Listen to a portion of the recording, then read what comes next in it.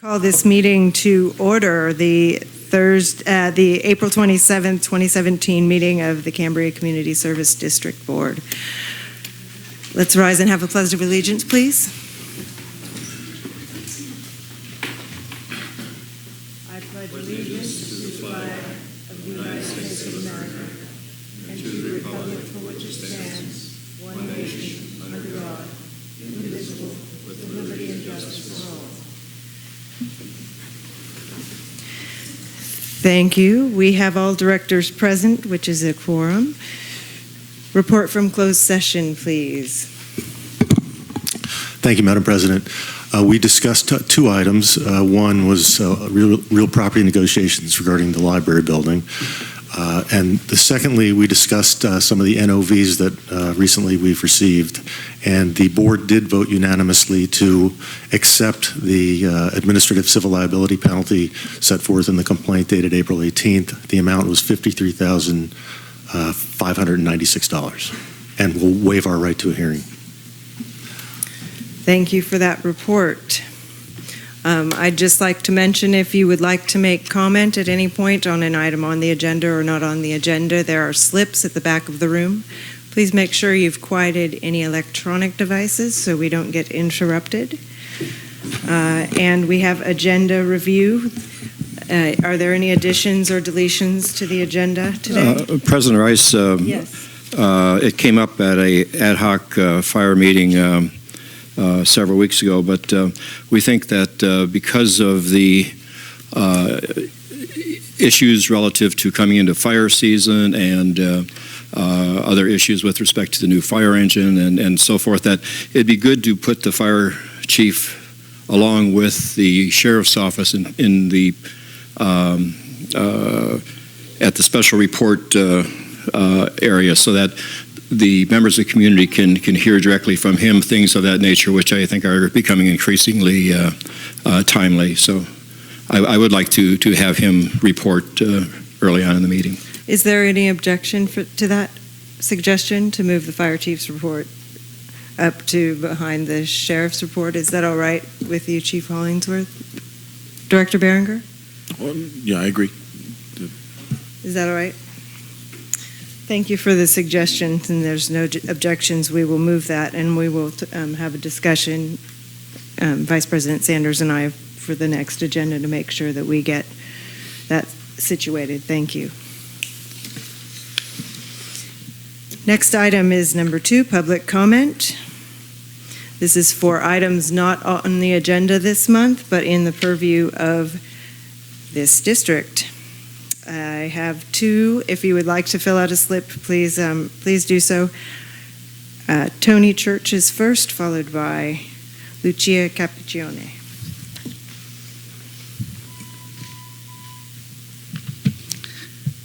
Is this on? Okay. Good afternoon, directors. My name is Tony Church, and I am on the Land Use Committee of the NCAC and was involved in the study and discussion of the SEIR. At our meeting, I was grateful to Mr. Greshams for providing us with a printout of pages 1 through 70, as trying to comprehend the online version was very difficult. It is a pity that this was not apparently the complete document. I am grateful to Mr. Greshams for answering most of my questions. At that time, I did support the application. However, on returning home and being able to read the document he provided, I noted that there were many inconsistencies, especially regarding the anticipated hours of operation and staffing of the plant. I want to state at this point that on our tour of the plant, I was disgusted at the condition of the newly installed equipment, especially regarding leaks in the containers and rusting throughout the equipment. At our recent NCAC meeting, I was forced to state that I could no longer support the SEIR as presented. I now wish to speak as a simple Cambrian and wish to comment that I can find nowhere a cost analysis of the mitigation measures that have been proposed, and frankly, I find that most disturbing. I believe that the RQWB have cited the CCSD for many violations, many of which are being assessed on a daily basis. The level in the brine pond is one of the main issues, and a CCSD solution has been proposed in which the excess is removed to holding containers at the wastewater treatment plant. My question is, why has this not been done immediately to lessen the impact of the potential violation costs? On a completely different topic, I would like to know where the CCSD stands on testing and maintenance of the town's fire hydrants. It appears that to date, despite assurances, nothing has happened. Fire season is upon us, as witnessed in the fires that have occurred in the county in the last few days, so I would like to hear something about that. Thank you for your attention. Thank you very much. Lucia Cappuccione. I hope I pronounced that correctly. You did. Thank you. I'd like to express my strong objection to purchasing the library, the old library building. We all know what happened several years ago in this country when people bought property they couldn't afford. Okay? And I think it would be a big mistake. On paper, owning property is always a wonderful idea, of course, rather than paying rent, on paper. But we have a huge debt in this community that we're all very upset about. Our rates are skyrocketing, and to talk about buying another piece of property seems to me completely ridiculous, and it would be a huge expense that we can't afford. So I'm very concerned about fiscal responsibility on the part of the board. Buying that property at another time might have worked, but at this time, no. We have a huge debt here, we have penalties to pay, and we need to stop spending. Thank you. Thank you very much. Is there anyone else who would like to make public comment? I think General Manager Gruber, would you like to? Thank you, Madam President. If it's okay, just a few comments regarding Mr. Church's comments, and I can answer those if that's okay. Please. Mr. Church is correct. There was a leak in one of the canisters, and that since has been repaired. It was allowing water to come in, and so that's been taken care of. With regards to the returning the impoundment basin into acceptable permitted levels or limits, if you will, was referring to the freeboard. District Engineer Greshams and I have been working the last week or so on a letter of response to the Regional Water Quality Control Board dated from April 13th. And in that letter of response, we lay out a very detailed plan with regards to returning the impoundment basin to its permitted levels. And that the option that we're recommending was the option that was endorsed in the Regional Water Quality Control Board's letter dated April 13th, and that would be trucking the brine or the reject water from the impoundment basin to the wastewater treatment plant. The reason we haven't commenced with that so far is that we do need permission from the Regional Water Quality Control Board, and once we get that, we plan on lowering that water as soon as possible. Also, Chief and I and Jason Buell, mostly Chief and Jason Buell, our chief, our supervisor for the water department, have been working on a fire hydrant flushing program. We want to make sure that it's consistent and in compliance with the regulatory agencies. And Chief and Jason have been working with them to make sure that that we are in compliance with flushing those hydrants. And hopefully, Chief can elaborate a little bit more on that if he's given the opportunity to talk today. So I appreciate the questions. If I might, the cost of the mitigations that are contemplated in the SEIR haven't been developed yet. Is that true, or we are getting a handle on that? Because it's not part of the EIR to have the costs in it, right? Are you referring to returning the impoundment basin to? No, cost of the mitigations in general, I believe, was what Mr. Church had been asking about. I'm missing. I don't understand the question. Maybe try one more time. It's been in the SEIR there Yes. are mitigations, but there are no costs for what those mitigations might That's correct. Yes. Vice President Sanders. We have a significant amount of money budgeted for mitigation measures that sitting in an account. I think Okay, now I understand. Patrick would know exactly what the balance is, but my recollection is it's around $800,000. Yeah. I understand the question now. Thank you, Director Sanders. Yes, we do have, if you look in the sustainable water facility line items, there's money set aside for mitigation. That can be used however the board decides to use that money. Part of it was already used for additional funding to Micro Baker International regarding to the SEIR. So it's really up to the board's discretion on how they want to be able to utilize those funds. Thank you very much. All right, special reports. Sheriff's Department report. Welcome. Welcome and good afternoon. My name is Jim Vogue. I'm a commander for Coast Station and happy to be here. I replaced Jim Taylor, who is now working Civil Division. I've been working professional standards for the last 6 years as a commander of that, so this is a nice break and I really look forward to this assignment. I'm also a Cambrian resident, so I think that's always nice. And this is a very geographically desirable assignment for me to go do when I come to this meeting, so just to let you know. Just to let you know what happened this month so far, we had 204 calls for service, 18 alarm calls. None of the alarm, that seems to be the most popular call. None of the alarm calls were legitimate calls. I mean, there were legitimate alarms, but there were no break-ins or robberies or anything of that nature. We've had 16 traffic stops. Another popular call that we seem to have, particularly in a retirement community, is check the welfare. We had 7 check the welfare calls. We had 1 burglary, and that was tools taken from a garage. We had 1 theft where packages were taken from the front porch area. These are kind of like Amazon or QVC type things. We're still working on that investigation. On April 13th, we had a male arrested at Burton and Bridge at a little bit after 1 in the morning. Kind of interesting, a very good police work by our resident deputy, Dave Haydock, and his partner.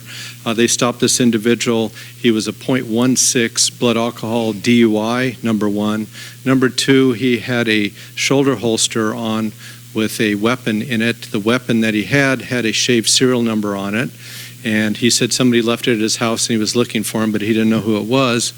And he's a former felon, so we had a felon with a weapon, so that was another charge, and just possession of that weapon. So it was very nice observation arrest, and gentleman was, and the DUI, probably one of our most problematic situations that we have sometimes around here.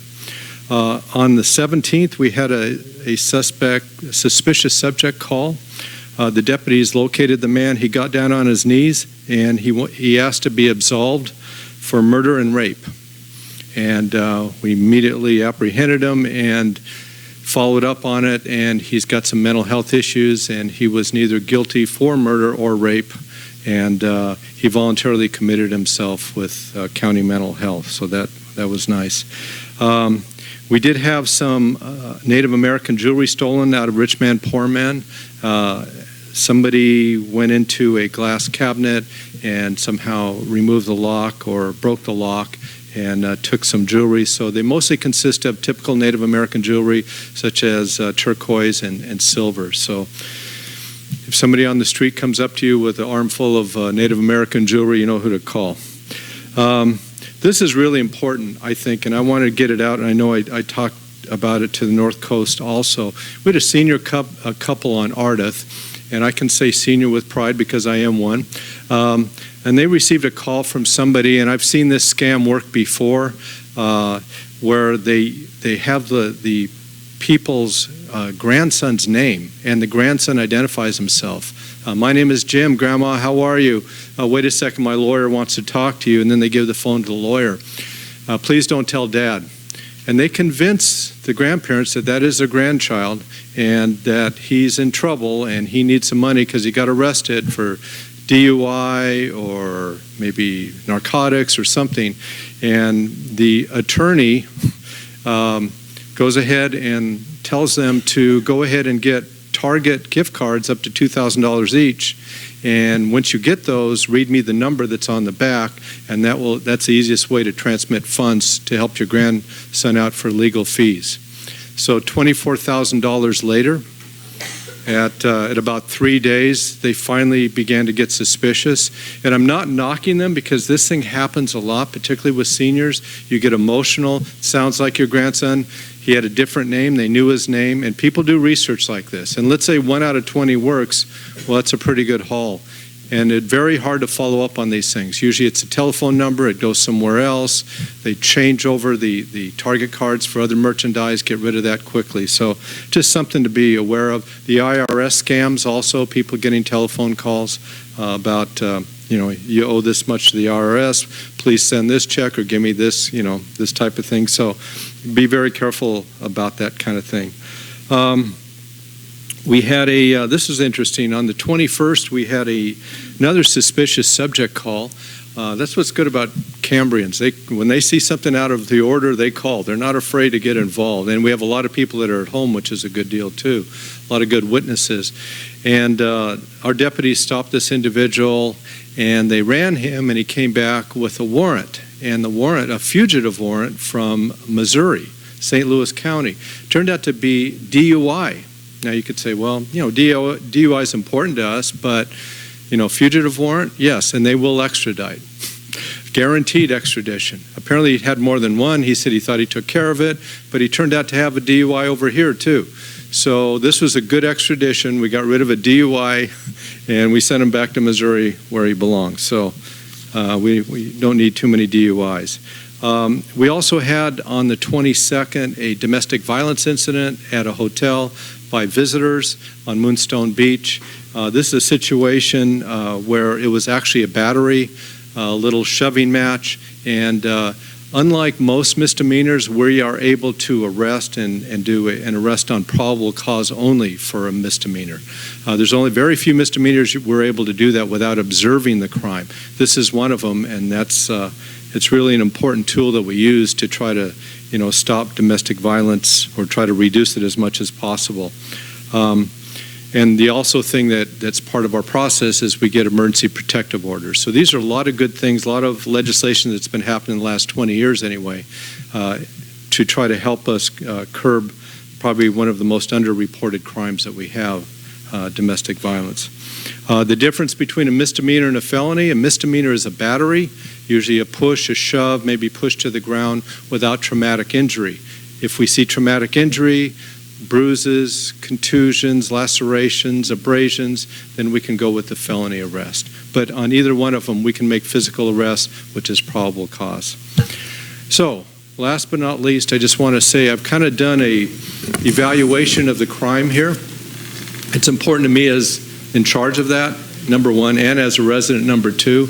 We really do have a very good bill of health. The first thing that you look at in an area where you want to live is you look at repressible crimes, not the domestic violence that occurred at a hotel by some visitors, but things like burglaries, robberies, stolen vehicles.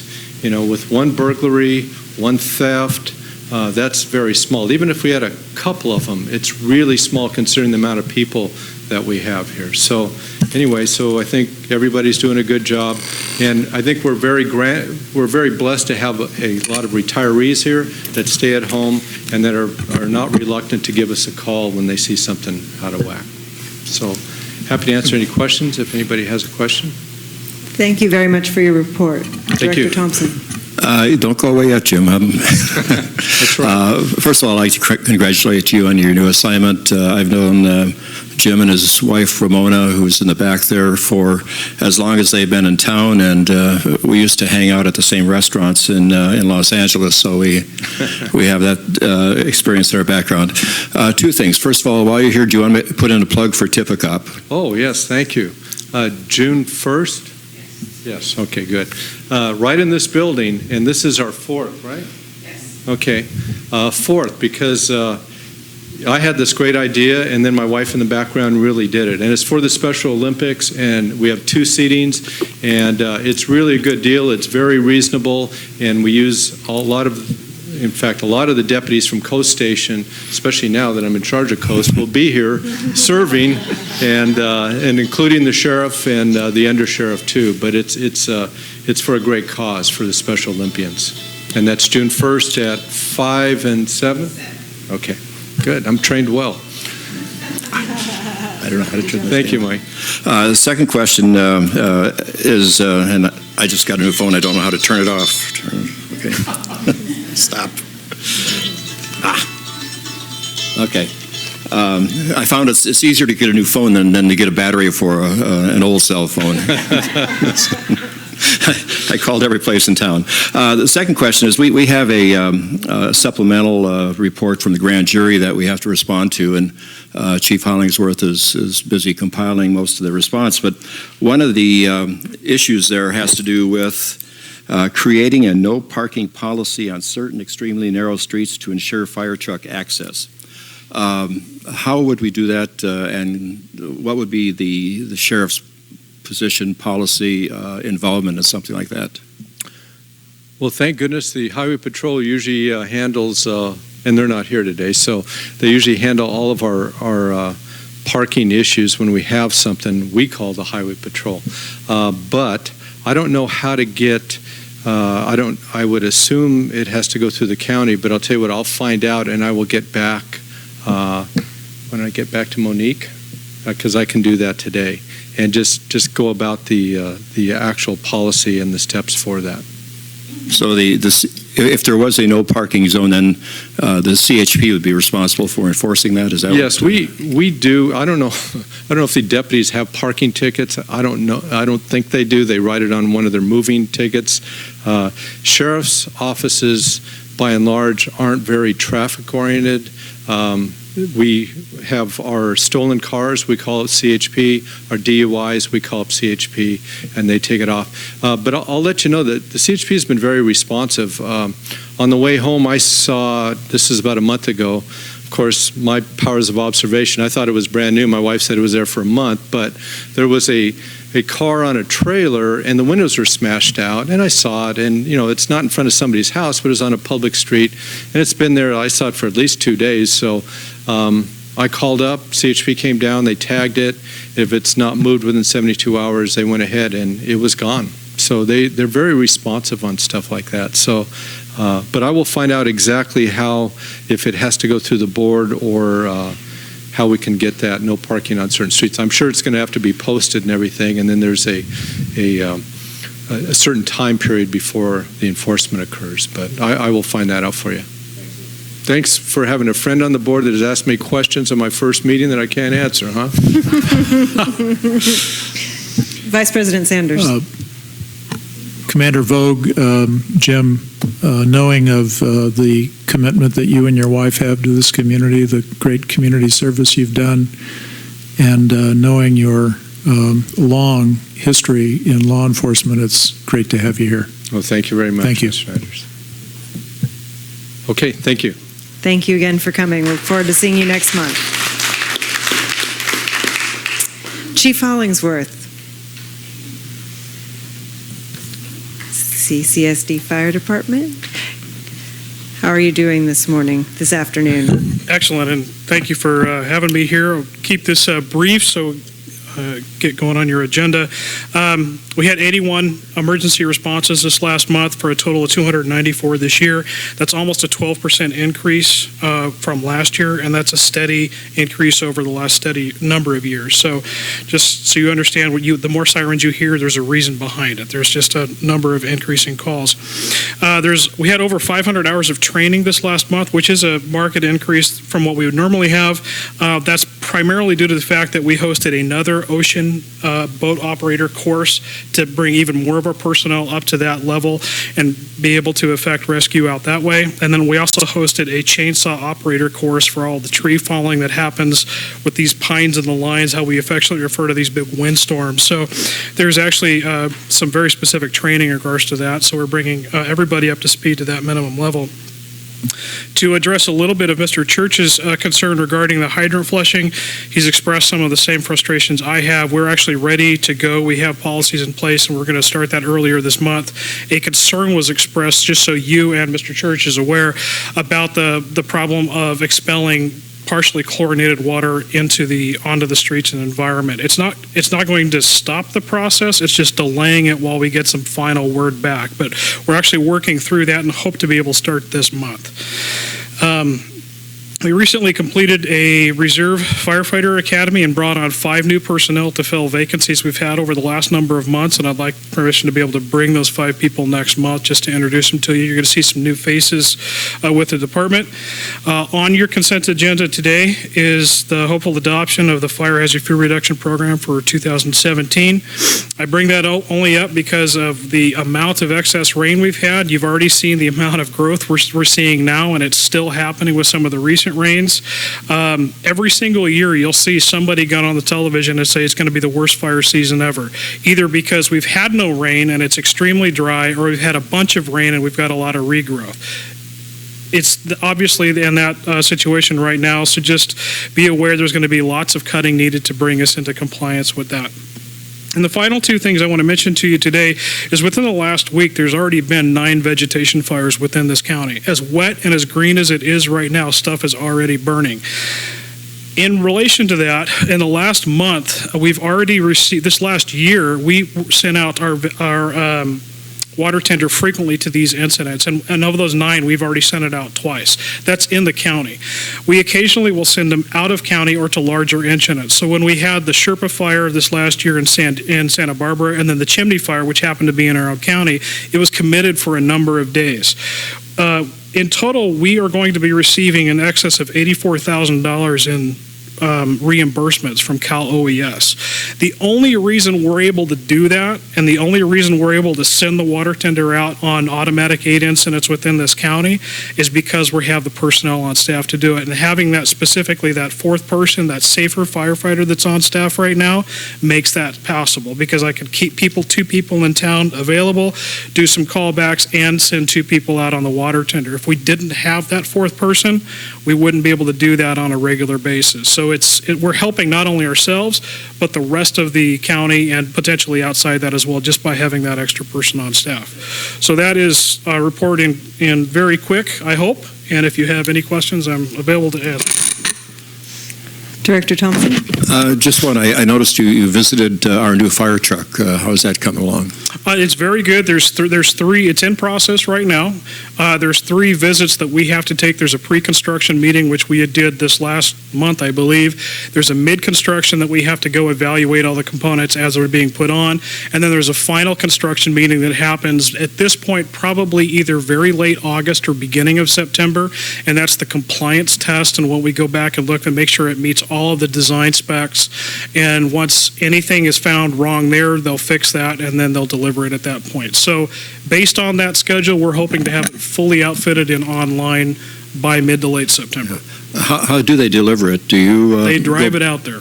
We stopped. Most agencies no longer drive the vehicles out, because as soon as they get in, they take the liability for the vehicle, so they want it delivered on site in perfect working order, and anything that happens during the drive is then on the company. Director Farmer? Yes, Chief Hollingsworth, this is something that I was anticipating bringing up when we discussed this item on the consent agenda, but since you're right here, I realized that the deadline for people, cutting down grasses on their property that they own is July 15th. Yes, sir. Now, I don't know if this is even a practical thing or if it would make that much difference, but is there a way of moving that date back? You mean farther in the year? No, moving it back maybe to June 30th. Only because I walk in the woods a lot, and I see how quickly the grasses are growing now. And it would seem to me that the quicker that, even though there might not be, maybe like it says 50 to 150, maybe it wouldn't make that much of a difference. But do you think it would be helpful if we requested that property owners cut down whatever it is on their land quicker than July 15th? Would that make any difference at all? It would help them in regards to getting it done quicker and being easier to be in compliance, but technically everything is supposed to comply at the point of inspection, which is the July 15th deadline. That date has been a little bit fluid in years past, solely based on the regrowth and seeding of the plants that are out there. And after talking to some of the specialists out there, because of still some more anticipating rain, there's a suggestion that the seeding of those plants is still going to be extended out farther. So if we cut too early, it's going to regrow too fast, and they're going to have to recut again. And so that's why the deadline was pushed back a little bit, to hopefully capture that. Because somebody that's trying to be compliant and goes out and cuts very early, assuming it's authorized today, notices are going to get sent out tomorrow. They'll be available by the beginning of this next week. And if somebody is very aggressive and cuts by May 1st, it's entirely possible they're going to have to recut that same parcel prior to the deadline. Otherwise, it's going to fail inspection. All right. Thank you very much. Okay. Following on that, wouldn't be bad if people cut their property early, since Absolutely. the fire season's starting early, and we don't really have a mechanism that we could do it as a twice thing, but we could be recommending. We absolutely do that. We recommend cutting early, primarily because, as you know, lots of trees and stuff go down every single year. And as a property contract, somebody who's going to be contracted to go out and clear it, they may not know the severity of that, what that parcel may exist in regards to what it's going to cost them to clear it. So what some of these guys are doing is going out, getting a contract with a property owner, clearing it initially, finding out what's there, because there might be 2 or 3 trees down from the recent storms that they can't see to brush overgrowth or whatever. Then they're able to pull that product out. They will then go back in and recut it as we get closer to the deadline, because we have a really good working coordinated effort with them, and they feel they are very responsive when we call them back and say, we understand you were contracted to do this, it didn't pass, you need to redo it, and they do that without question. Thank you very much for that information. Anybody else have any questions? Thank you for your time, Chief Hollingsworth. Thank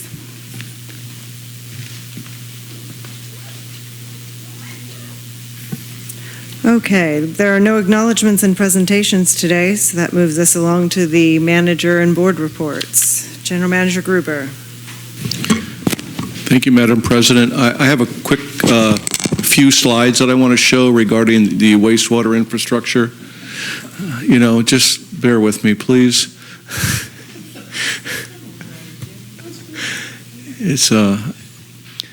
I'm dedicating this to Director Farmer and Director Behringer, who are on the Infrastructure Ad Hoc Committee. So this one's for you, gentlemen.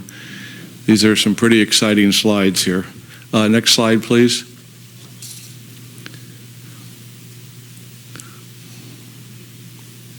You got it?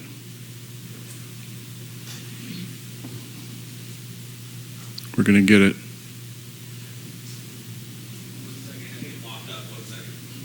Maybe I won't show my slides.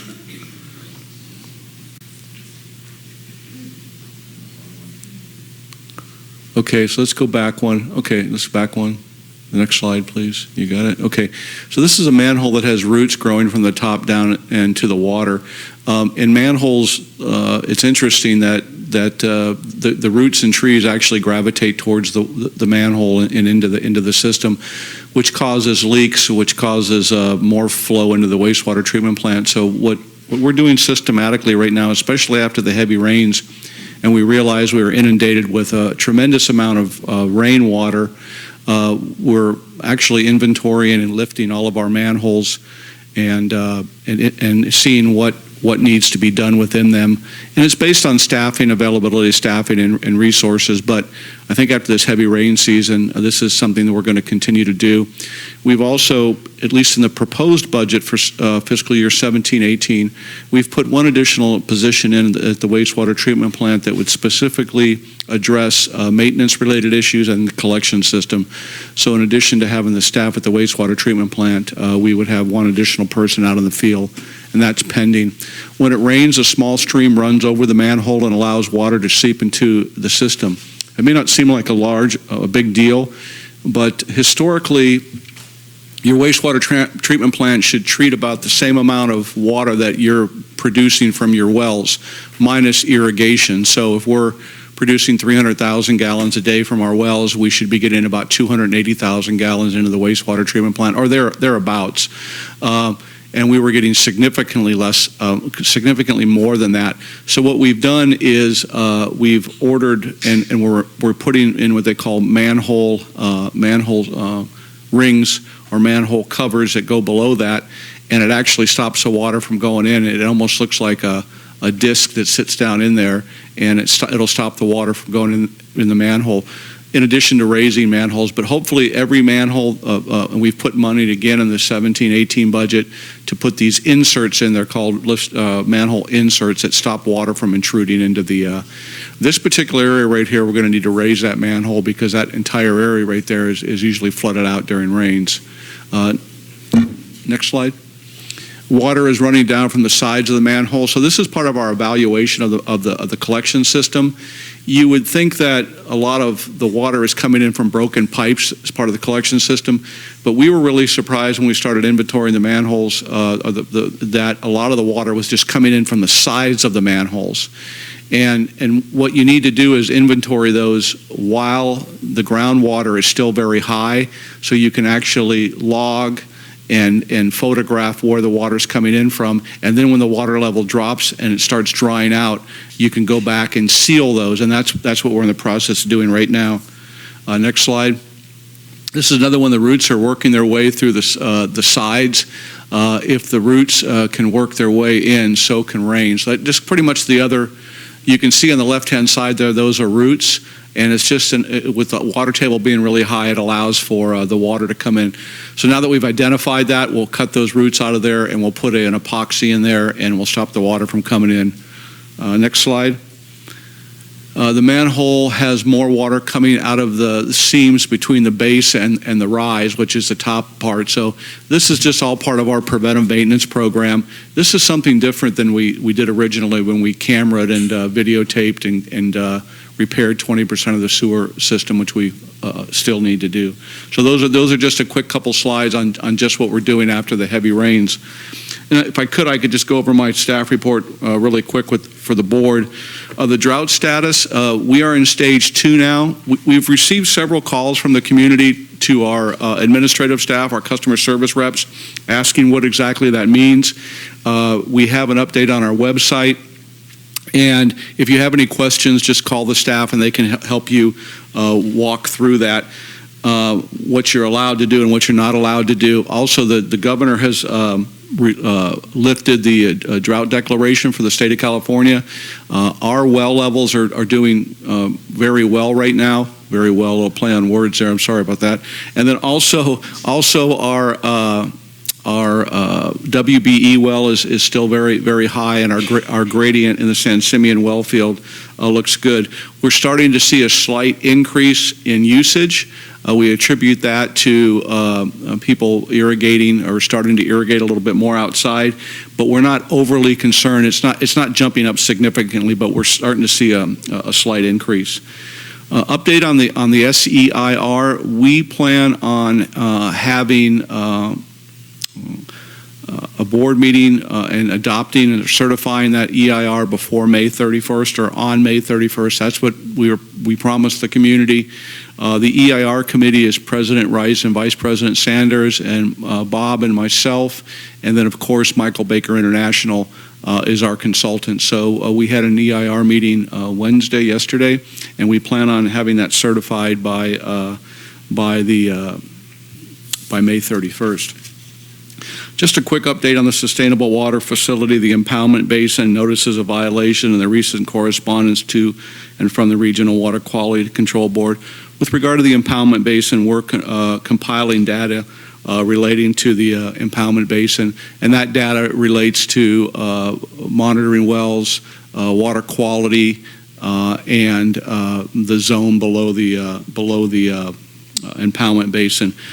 We received a correspondence in response to our correspondence dated April 13th from the Regional Water Quality Control Board, and Bob and I have been drafting a response to that letter that we received on April 13th. And they asked that we come up with a plan, implement a plan to bring the impoundment basin back down to acceptable and permitted limits.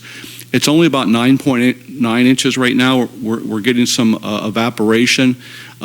Again, as I indicated earlier, the proposed alternative that the Regional Water Quality Control Board endorsed in our original correspondence to them was that we truck the reject water from the pond to the wastewater treatment plant. Just as a point of clarification, the overwhelming majority of that water is rainwater. There's been some discussion regarding boron, and the current boron levels within that pond are running about 4.8 milligrams per liter of parts per million. Just to put that in its proper perspective, ocean water is considerably higher than that, and our basin plan and our effluent requirements for the wastewater treatment plant on boron limits are 0.75. So what the plan that we're putting together and going to submit to them probably in the next day or so requires that we monitor those levels in our wastewater effluent, and that we implement a plan that does not allow those boron levels to exceed the groundwater basin plan or the effluent monitoring for there. Just quickly on the sustainable water facility, because I want to talk about this and clarify a few things. So CDM Smith has installed all the gopher fences and the red-legged frog fences at no charge to the district. It was a warranty issue, so if you've seen folks out there working, they've totally done that around the impoundment basin at no extra cost because it was a warranty issue.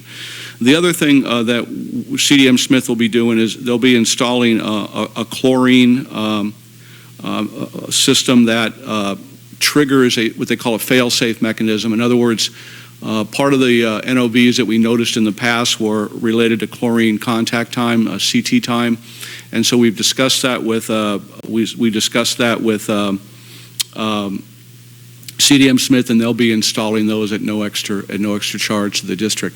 Of course, that'll impact the OOMP, and we'll have to update that, and we'll also request information or approval from the Regional Water Quality Control Board before we do that. I've been asked some questions about the storage tanks out at the sustainable water facility that hold the chemicals. We do have a plan in place addressing those. When those were originally installed, we worked with CAL FIRE and the fire department in putting a hazardous mitigation plan together for those chemicals on site. If anybody needs any information on that, we'd be more than happy to provide that information to you.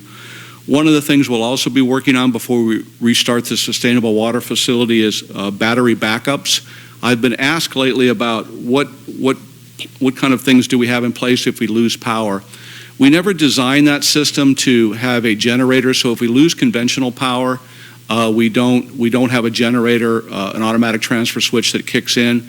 But what we want to be able to do is if we do lose power, on all the instrumentation out there, we want to be able to hold that information. It's critical that we hold that information. So we'll be installing battery backups out there on all the PLCs.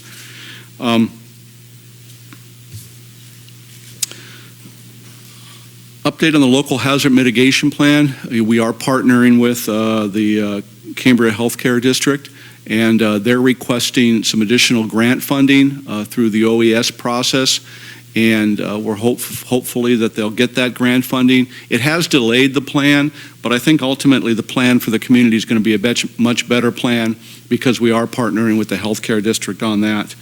I just wanted to touch base on the Fire Safe Focus Group, and that's under Shirley's leadership. They just do a fantastic job. I attend those meetings along with Director Thompson, who is a liaison for them. And yesterday, you're going to see some signs around town that says Firewise Community. There's a really nice one in front of the fire department, and we kind of had an unveiling of that yesterday. Just as a reminder, we are a Firewise community. That's a pretty prestigious status, and I think it just represents the commitment to the community on regarding keeping us safe from wildfires and any other kind of fires in the community. So, update on the preparation for the fiscal year 2017-18 budget. We'll be meeting with the ad hoc committee, the finance ad hoc committee. That's comprised of President Rice and Vice President Sanders. And we'll be meeting on a Monday to go over the first draft with them, if you will, of the 2017-2018 budget. We're going to have a special board meeting. We want community input on the budget for 2017-2018. That fiscal year starts on July 1st, and we're having that on May 4th at 2 o'clock here. And so we're hoping that as many folks as possible can show up, and we can get some input from you on the budget as we move forward in processing that and bringing the final draft to the board, which would be in June. So we're going to have the workshop on May 4th. We'll have another draft budget in the May board meeting, and hopefully we're going to try to squeeze another public session in June, if Patrick and I can make that happen, and then the board will adopt the 2017-2018 budget. And so we want to give the community an opportunity to be a part of that. If you go to our website, CCSD website, we've retooled it. It's a completely new website. It's not, so if you click on it and it looks different, it's because it is different. Is it perfect yet? No, but we're working on it. And we ultimately want to get to the point where all the forms that you need to fill out relating to anything for the district will all be on that website. And so also, I believe there's a feedback portion on there, so if you want to see anything else added to it, feel free to do that. The ad hoc committees, they keep us really busy. I'm a strong supporter of our ad hoc committees. I meet with the fire ad hoc committee on a regular basis, which is comprised of Vice President Sanders and Michael Thompson. The Finance Committee is President Amanda Rice and then Vice President Sanders. We have the EIR Committee, which is President Rice and Vice President Sanders. And then we have the Infrastructure Ad Hoc Committee, which is probably the busiest of all the ad hoc committees, and that's Director Farmer and Director Berenger. We've completed the wastewater side of things with the Infrastructure Committee. And we also, now we need to start on the water side. So they're keeping pretty busy, and I really appreciate all their hard work on that. Update on plans to replace the Stewart Street tank as part of the fiscal year 2017-2018 budget. This is ultimately up to the board whether they want to move forward with this. But I have put funding in the budget for replacing the first Stewart Street tank. That's the one that the state has recognized as the roof's being really in bad shape, and it needs replacing. I did go to Sacramento last week and with Senator Flores. I was encouraged to make sure that next time that President Rice comes with us, and any time that I go that she's with us. I think it's important, whoever is the president at that point in time. But also more importantly, not more importantly, but as important is that that I bring the Infrastructure Ad Hoc Committee. It was suggested that when I met with the grant people and the low interest loan people, that Director Berenger and Director Farmer come, and so we can spend some time with the Sacramento staff in helping the directors better understand the grant processes, what we're eligible for, low interest loans, and just to get to meet the staff and get a feel for the process. They reiterated to me that whether it's a grant loan or a low interest loan, the process is about a year. So we need to, when we're planning infrastructure repairs or looking for grants, we need to make sure that we have at least a year in play. So really quickly on 18th at 10 a.m. Senator Flores and I met with David Balogam, Water Resources Engineer. We discussed the Fiscalini tank. We discussed additional funding sources under Prop 1, upcoming issues relating to wastewater funding, I could talk for an hour on this one. I won't. Upcoming funding discussions regarding revolving loan funds. At 11 o'clock, we met with Keith Wallace, Senior Engineer for Division of Drinking Water, the status of our appropriations for our 5% funding. I was told today that $260-something thousand is the check is at the county. I was hoping to have it in hand for this meeting, but so we have that 5% retainer. It's in the county's hand, and it's just a matter of Bob and I going down and picking that check up. At 11:50, we met with Senator Henry Stern, and he's in charge of the environmental component of California. We told him a little bit about our project. I just want to emphasize that these meetings are informational meetings. At no point in time do we ask them to make any decisions regarding the support or the denial of this project. We just introduce what the project is, and we encourage them to come out and take a look at it, and we provide them informational opportunities about the project here in town. At 3 p.m., we met with Kenneth Bassett, Chief of Staff to Senator Bates. We discussed Cambria District. We introduced me to him, and we asked also that he come out and visit Cambria and our sustainable water facility. And then at 4 o'clock, we met with Assemblymember Jordan Cunningham. Update on resubmittal of grant application, California Department of Forestry and Fire Protection, California Climate Investment. We have reapplied, or the Fire Safe group has reapplied for that grant for the cogeneration facility. It's the same company. It's Power, All Power Labs. It's a different product. It's the model PT150 Beta 2. And so I didn't bring this back to the board because it was actually less in matching funds than they previously approved. So if we are successful with this, we'll have to come up with about $169,000 for matching funds for that system. That system, if we are successful, will be put down at the wastewater treatment plant. We anticipate taking dead and dying trees from the Covell area to start with, and hopefully offset the electrical cost at the wastewater treatment plant by about 50%. Just a clarification, Heritage Oaks Bank is now Pacific Premier Bank.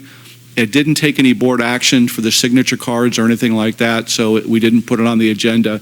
But if the board starts seeing correspondence from another bank, Patrick and I did not establish a secret account. It is now a different bank's name, so don't be overly concerned about that. Also, a couple months ago, we talked about the homeless problem. A pastor in town here has reached out to me several different times, and he's coordinating a meeting in the first part of June at now would be at the Pacific Premier Bank, and he's bringing community stakeholders together, and we're just going to start a dialogue about the homeless situation in town, and then I'll just report back to the board. And I know that's a lot to cover. I've forgot a lot of things, I'm sure, and I didn't go into detail on a lot of things, but I think it's important that we just let the community and the board know that we're continuing to do a lot of good things. Just quickly about the sustainable water facility.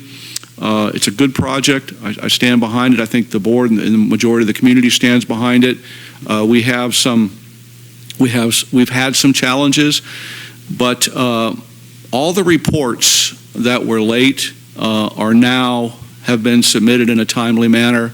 We have a mechanism in place to ensure that those reports will be turned in a timely manner, and we have a whole team of staff working diligently to make sure that this facility is operated in the highest standards possible. And to the extent where next year's budget I'm proposing for a chief plant operator specifically for just that facility, and reclassifying Bob's assistant really to have emphasis on making sure those reports are done on a timely manner. So since February 1st, we've come a long way. We've turned the corner, and I'm confident that we're going to just continue to improve in that important facility out there for the community. So with that being said, if there's any questions I can answer for the board, I'm sure there is. It was a long report. I've been glossing over it lately, but I just want to take a couple minutes and go over all the things that's going on in the district. Thank you. I don't see any lights on, but now I see a bunch of lights on. I just wanted to thank you for the detailed report relating to your Sacramento meetings. Thank you very much for that. Let's go with Director Thompson, followed by Vice President Sanders. Thank you, President Rice. I just wanted to amplify a bit on two of the points that the General Manager made. Firstly, with respect to the local hazard mitigation plan, we now expect that with the inclusion of our partners at the Health District, we will be bringing that back in about 12 weeks. Part of the work plan for the consultant is to hold another public forum so that members of the community will have an opportunity to input into that, and then also to bring it to the I believe the fire or the small group of folks that have been involved in the previous discussions, and then it will come back. Well, it'll go to the health board and then back here in roughly 12 weeks. The other point with respect to the biomass equipment,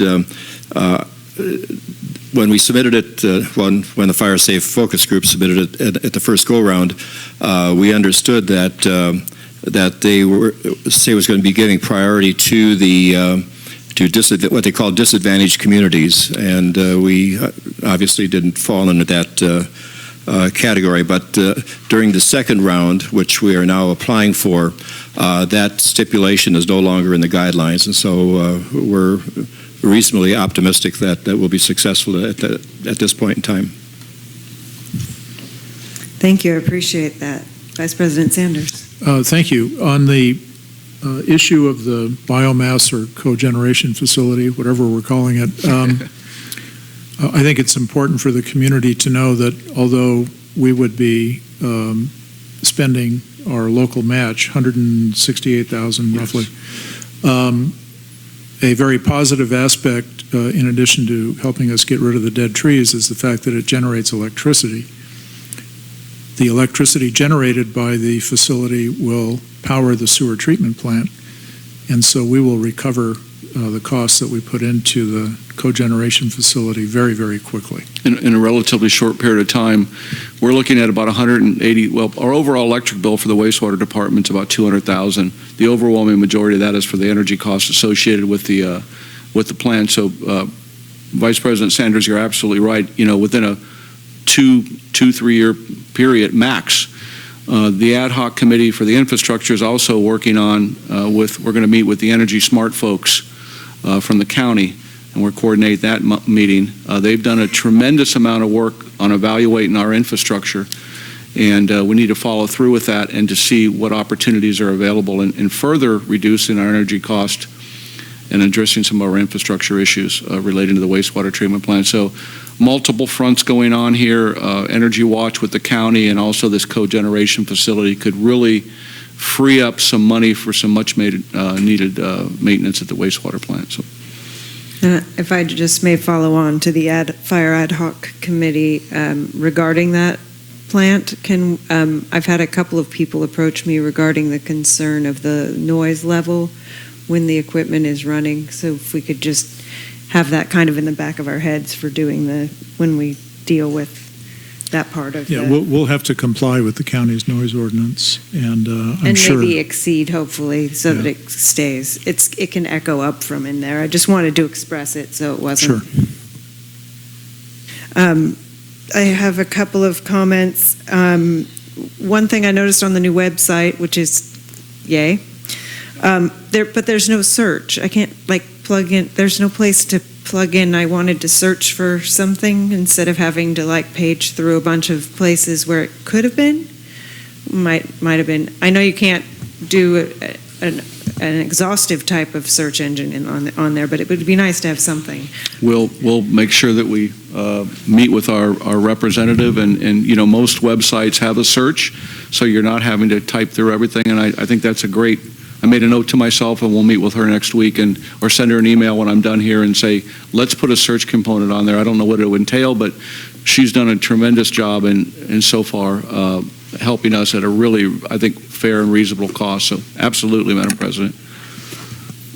Director Thompson? And on that same issue, I know that Ms. Bettenhausen has submitted a fairly lengthy list of suggestions in terms of improvements. And I would hope that we would have staff look at those and respond back to her on how we plan to approach that. Absolutely. I think what we could do is forward those such list of suggestions on to our consultant, and we could sit down with her and go over them and see which ones, because the purpose of it is to make the process easier for our customers. And I thought several of those that she had were really good points. So. One other little operational thing, and it's going to, I believe, come back on the May agenda about emails for the board. There was an email that came in related to the Leadership Academy that Harry and I attended that started on Sunday. The email came in Friday, but I didn't get the email until Monday. We need to do something about that. If it were something that, like a violation, I don't know why a board member would get that instead of general manager, but, it stated the event on Sunday was optional, which would have been good to know before Monday at noon. That's all I'm saying. So this is, and that's just, I realize that's, a staffing thing, but can we maybe try and get that sorted? Absolutely, and I think too, and Monique and I have talked about this. We've talked about bringing to the board a communication policy, and within that communication policy, there should be some guidelines for board emails versus your own personal emails and disseminating information. So we have some suggestions, but we'll definitely do a better job on that. I hope the reception was a good reception on Sunday, and then it wasn't a waste of your time. So, Madam President. Yes, Director Farmer. Thank you very much. I'd like to make a couple of comments or ask questions with regard to the General Manager's report. First off, I know the General Manager said that we are in the process of updating and improving the website. Perhaps it's just me, but I went there the last couple of days, and I didn't feel that it was visually, I didn't feel it was as user-friendly as what we'd had in the past. It's just my own personal opinion. One of the things I noticed is that with the previous website, you could go back a few years and look at what the agenda packets had been. I don't see that being that accessible now, if at all. And I think that is something that we should be concerned about. So I'll just, like I said, I'll just keep visiting the website and see if in fact it does become, like I say, more user-friendly. But I don't see that right now. That's just my own. I'm just a very visual person. Absolutely. And it doesn't seem to be nearly as attractive to me. And can you send me, Director Farmer, if you don't mind, anything that you want to see improved on or change? I mean, I think, being able to access agendas for the last couple of years is really important. So, I made a note to myself under this, but if there's anything else you want to see added or improved on, just please let me know. Well, I'm sure Ms. Bettenhausen has probably done a much better job at that than I could, but I just haven't seen her email yet. But I'm sure she's covered that adequately. Another couple of things that may not appear to be that important, but I noticed that it's mentioned here under the Fiscalini Ranch that staff has begun mowing the east part of the ranch, and perhaps it's just me being nostalgic and being an environmental kind of person, but I seem to recall there were times in the past where we would have goats go out there, and I don't know if that was pursued at all, but it would just seem to me the visual of goats being out there doing this, and maybe it's more expensive than have somebody mow it, but it just seemed to me that just for people driving up and down the highway, whether it's us local folks or tourists coming by, it's just another way of making Cambria more, how could I say it, more attractive, more stepping back in time, so to speak. I don't know if that makes any sense. And like I said, I don't know the financial aspect of that situation. Yeah. I think let me check to see if it's consistent with the conservation easement. I think that would be the main concern. Let me share something with you. We have sheep out at Heritage Ranch, and it's the most incredible thing to hear the bells from the dog and the sheep, and I'm talking hundreds of them, and that's how they do weed abatement out at Heritage Ranch. And so the goats or the sheep are just You're right. It was sheep, not goats. Yeah, sheep, and to get to look out your window and see that is just. So I'll ask Carlos about that. Another item I noticed on page 6, we're talking about vandalism at the skate park. I don't know if we have a camera there that can perhaps view when something like that takes place and maybe see who's doing that. Yeah, we have a camera. We have a camera at the. I don't want to say it's a fake camera, because if I say it's a fake camera, then we're going to have more vandalism. But I believe the vandals are not watching this meeting. We have a camera here at the Veterans Hall shining across the street at the skate park, and Carlos has actually been able to go to somebody's house before and say, "Hey, we saw you do this." So let me check on that. I think we have a camera at the skate park, so I'm sure we could download that information and give it to the sheriff's department. And one more item, because you were discussing this replacement of the Stewart Street tank, which is obviously something that Director Beringer and I are concerned about. I just want to know, because of the problem that we had with not getting grant funding for the Fiscalini tank, are we pursuing grant funding to replace the Stewart Street tank? If we're doing that, who's going to be doing that and when? And if we aren't pursuing that, why not? It's a very good question. So there's two options. There's always grant funding, and that was one of the folks that we met with up in Sacramento. And then there's low interest loans. My recommendation, and we can do whatever the board's desire is, but my recommendation at this point is, because of the condition of that tank, that we would move forward with immediate replacement and self-fund it. I think if we had a little bit longer, Director Farmer, if we had a year or so, we could consider going after grants or going after a low interest loan.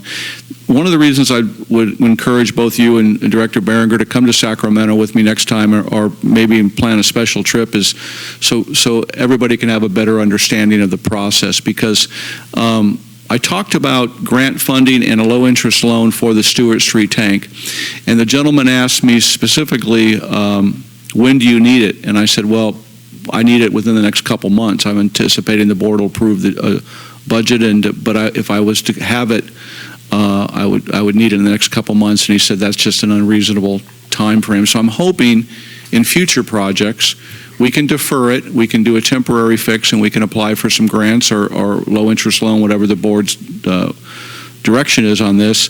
But because I think of the condition of the tank, and I know you're very passionate about this, why is the tank allowed to get to the point where it is, which is a very good and fair question. I think that one of the things I emphasized was making sure that you have a project. And as we look at the wastewater plant, for an example, we have needs, and we know what those needs are, but we don't have a specific project identified. In other words, if we were to say at the wastewater treatment plant, our project should be implementing baffles to improve the denitrification process, and we get that engineered and we come up with the cost, then we could move forward on that. There's different components of both the grant process. There's the environmental component. If there's environmental work that needs to be done, if there's financial analysis that needs to be done, and then there's one other component I can't remember right now. So to answer your question, at this point in time, no. But if you wanted to pull the reins back and take that out of the budget for fiscal year 2017 and 2018, and the board directed staff to pursue grant funding on that or a low interest loan, with the understanding that it would probably be a year before we got an answer on either one, we would be more than happy to do that. I guess my concern is, financially right now our district is relatively challenged in the scheme of things. And we already had to pay for the Fiscalini tank ourselves. And I just feel uncomfortable with the fact that we didn't have, do our due diligence in seeing what was happening with the Fiscalini tank. Apparently, the same thing hasn't happened with the Stewart Street tank.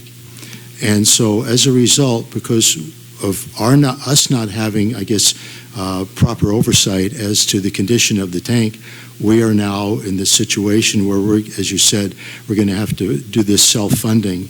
And like I say, it just seems to me that we're kind of going, how can I say it, being kind of free and easy with not being on top of things and then spending money where we don't really have to take care of projects. That's just my main concern. I'm concerned about how we're spending the ratepayers' money. That's the bottom line to me. Thank you.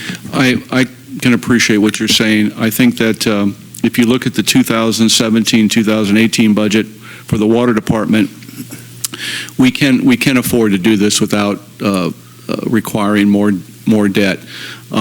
If we were to borrow the money, and we're looking right at about a little over $400,000. If we were to borrow the money at a low-interest loan of 1.6% from a state revolving fund and compile that over a 20-year period, even at a lower interest rate, we would be paying interest, but at least we would be able to manage our cash flow a little bit better.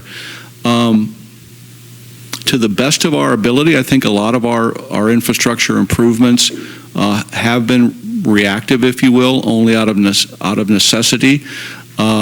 And I'm hoping that the work that the infrastructure committee is doing, that we can get our arms around that and kind of get a plan in place.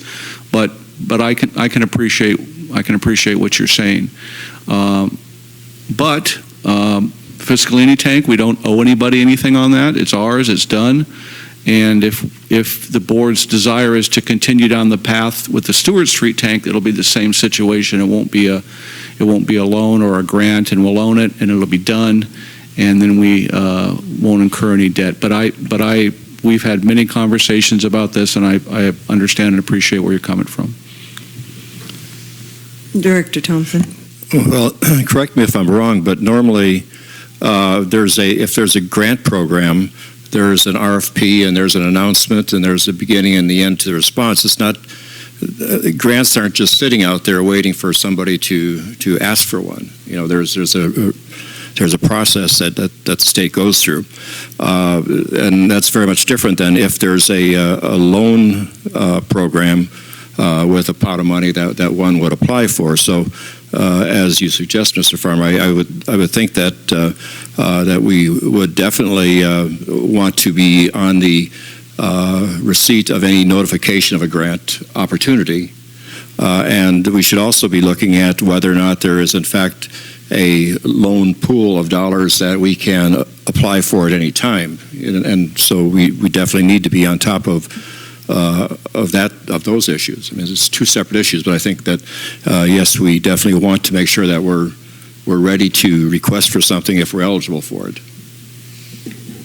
And if I may chime in on the same thing, when we have things that have not been maintained and we need to replace them, that's kind of on us, but we also need to be aware of which projects we can have ready, because a lot of grants require you've already done your environmental work, and so that means that the board has to be prepared to put some money into investing in readying projects, and that's what I'm looking forward to when we get this CIP list from the infrastructure committee, so that we can have a discussion on those issues. It's a very good point, and just really quickly on that is, for an example, if you did, there are criteria. Our wastewater treatment plant application that we submitted is now it still remains in what they call an active status. So when those funds become available, we need to be to a place where we're prepared to submit a grant application that is deemed complete. For an example, if we were to do any significant improvements to the wastewater treatment plant, some of the things could be as simple as a mitigated negative deck, but some things may require a full-blown environmental document, just depending on depending on where we want to go and what we want to do. But I'm confident working with Director Farmer and Director Berenger and getting the CIP and District Council or Bob Greshams that we'll get there. But I understand we need to do a better job with grants and those type of things. I understand that. Anybody else? We've got the ad hoc committee reports next. They are listed on the agenda because these are ad hoc committees that have specific tasks that we're working on. The Finance Committee did meet about the mid-year budget adjustments, and we're having a meeting next Monday on the 17-18 budget. We've got the mid-year budget changes on today's agenda, so I will leave it at that on that one. Fire. Thank you, President Rice. The Fire Ad Hoc Committee met specifically to address the latest grand jury report, which has a response deadline, I believe, of June 23rd. And so we went over the report, and I have to say, first off, that this was the second report, and it did acknowledge that many of the recommendations made in the first report have already been addressed by CCSD and the fire department, and I think it's quite complimentary. The other recommendations that we need to respond to, which include, let's say, the reverse 911 program, no parking policy, fire hydrant testing, and a couple other points. And Chief Hollingsworth is preparing the draft report, and it'll come to the ad hoc committee. Then we'll bring it to the board in May for the board's consideration. And Director Sanders, any? No, I think that's it. All the other issues, I think, were addressed by the general manager in his report. One other thing, we're also looking at the whole issue of, as the chief mentioned, retention of the safer firefighters, and we are looking to perhaps have a recommendation for the board again in May on that issue. It really is fire season once we get into May, apparently. Infrastructure Committee? Mr. Farmer did address some of the issues. We did meet a couple of times. One time, though, that for the edification of the board and maybe even staff, we decided or wanted to recommend that we put more emphasis on grants and perhaps having either a grant writer or at least have an outside consultant that would make sure that we're on top of grants and maybe even write them for sometimes grants are written on a commission basis. They'll get a little piece of the grant if you get it. But more attention on grants was one thing we came up with.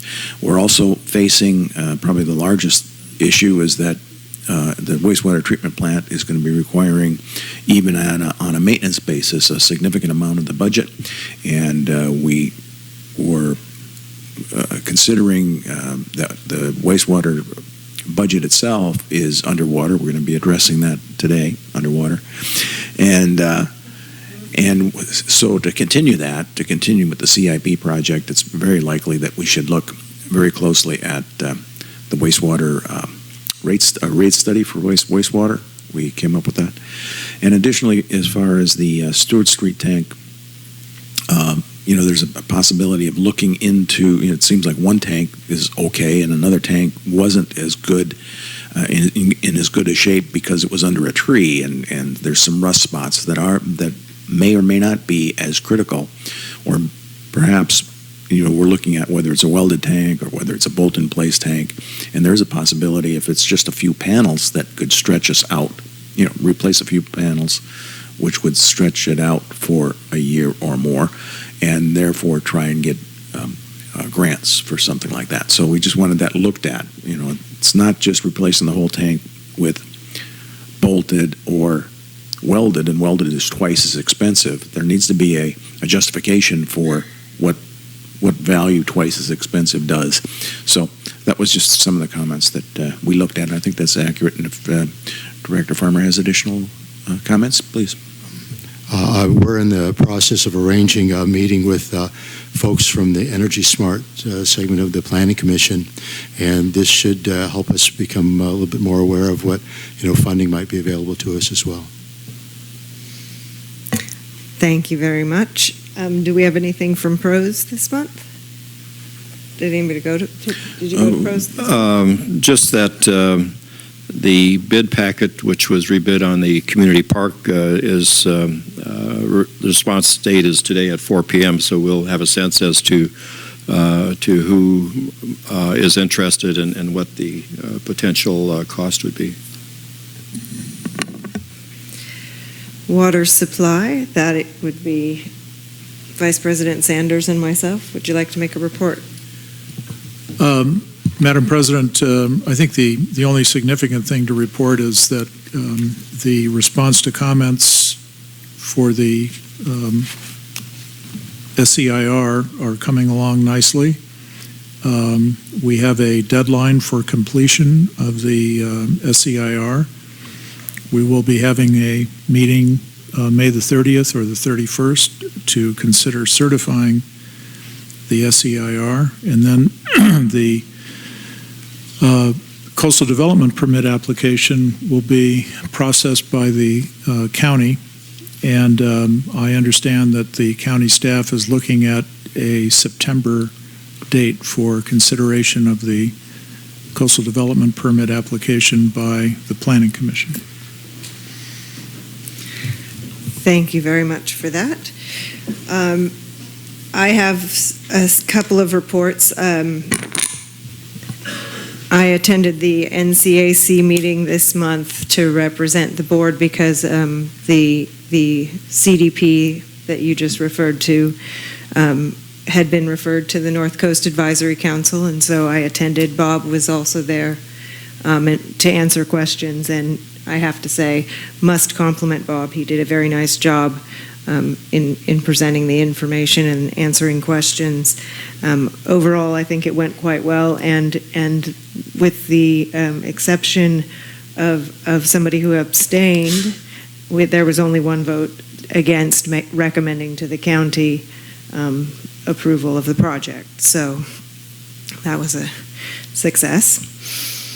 I did attend the Board of Supervisors meeting on April 4th.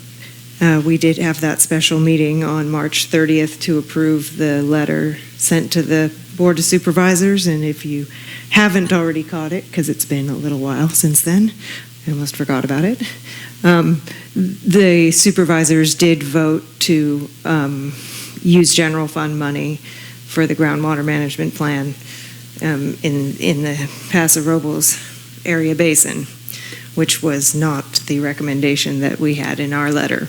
But I did bring the opinion of the board there, and it was a very long hearing that probably went until 6 or 7 at night. So, also, Director Farmer and I attended the Special District Leadership Academy Conference that's put on by the California Special Districts Association.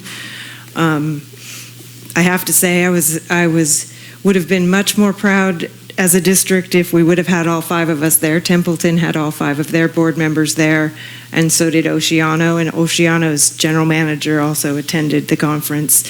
So when I start talking policy and getting a little suggestion-y about how we might become a better team, a better board, I'm hoping that you'll be open to those suggestions. The theme this time was be together, not the same, which I thought was a very good overall theme, especially for our community, because we do need to work as a team. And I don't know about the other 4 of you, but sometimes we are not the most functional of a team, and I would like to improve that.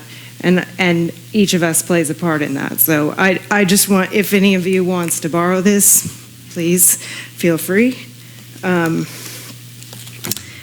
if you, we also, one of the presenters Monday morning was David Aranda, who's also on the SDRMA board.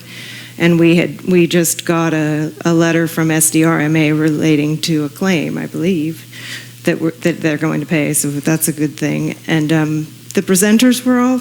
It was a good conference. I'm hopeful that maybe there will be additional webinars on some of these topics, because it energized me, that's for sure. And I mean I kind of like learning, so. I wanted to also mention that it would be very helpful, I think, for our discussion at the May 4th budget meeting for the Infrastructure Committee to focus down in onto the water and wastewater parts of the budget for the next fiscal year, and the Fire Committee to be kind of focused in on the detail on the fire. That way, we can still have the big picture, but it will be helpful, since you have been digging down a bit into the operations of each of those departments, to hear from you on those. Partially because I'm not on any of those committees, and each of you are on one of those committees, so it just would be helpful to hear from you on that in particular, if you wouldn't mind focusing on that. I think that's all, unless I think of something else. Director Farmer? I just want to add, with regard to attending the leadership conference, having obviously Director Rice has been on the board more years than I've been on here, months. So it was very enlightening for me to acquire so much information from this gathering of folks from as far away as Truckee and Big Bear, as well as up in the San Jose area and down in Camarillo. I think I was, I'm hesitant to make this comment, but it appeared that many of the districts that were represented, either by one person or a couple of people or whatever, all reported how well district work was being done, and how things function in a very, responsible fashion. And obviously, I walked away with that with mixed feelings, in the sense that, let me put it this way: it was encouraging to know that some districts out there are doing well by the citizens of their community in every fashion. And I would hope to use some of the examples that I got from attending this workshop conference, and like I say, using some of that energy in providing that same kind of focus and forward-looking attitude here. Thank you. I did get a slip for public comment on item 5A, since we're still on item 5. Jeff Hellman.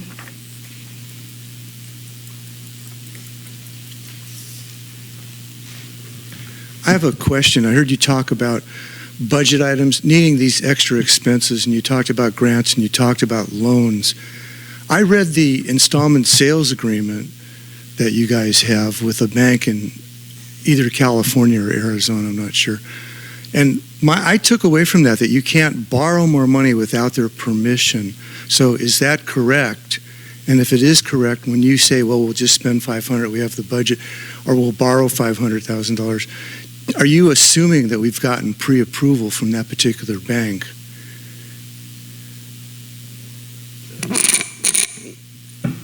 Is that your only question? Because we will try and have that question answered for you, Mr. Hellman. Did you have any further comment? You don't have an answer for that? We will get you an answer. I want to make sure thank you. I want to make sure you have your. Thank you, Madam President. If yes. if it's the pleasure of the board, Patrick can answer that question right now, if that's okay with you.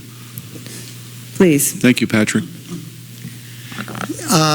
Madam President, members of the board, the loan document that we have categorizes loans at different levels, and if we wanted to issue a document that was on the same par level, or not the same, I can't think of the term right now, on a parity level with the loan that we have right now, then we would have to get their permission. If it's not on that same level, then we don't need to get their permission. So the loans we're considering are not at the same parity level as the loan that we have with for the SWF. So we've researched that, and we're fully in compliance with the loan document. Thank you very much for that answer. All right. I move that we approve the consent agenda. Time out for a second, please. Time out for a second. I would like to take a 5-minute break before we do the consent agenda and the remainder of the agenda. Back at 2:15.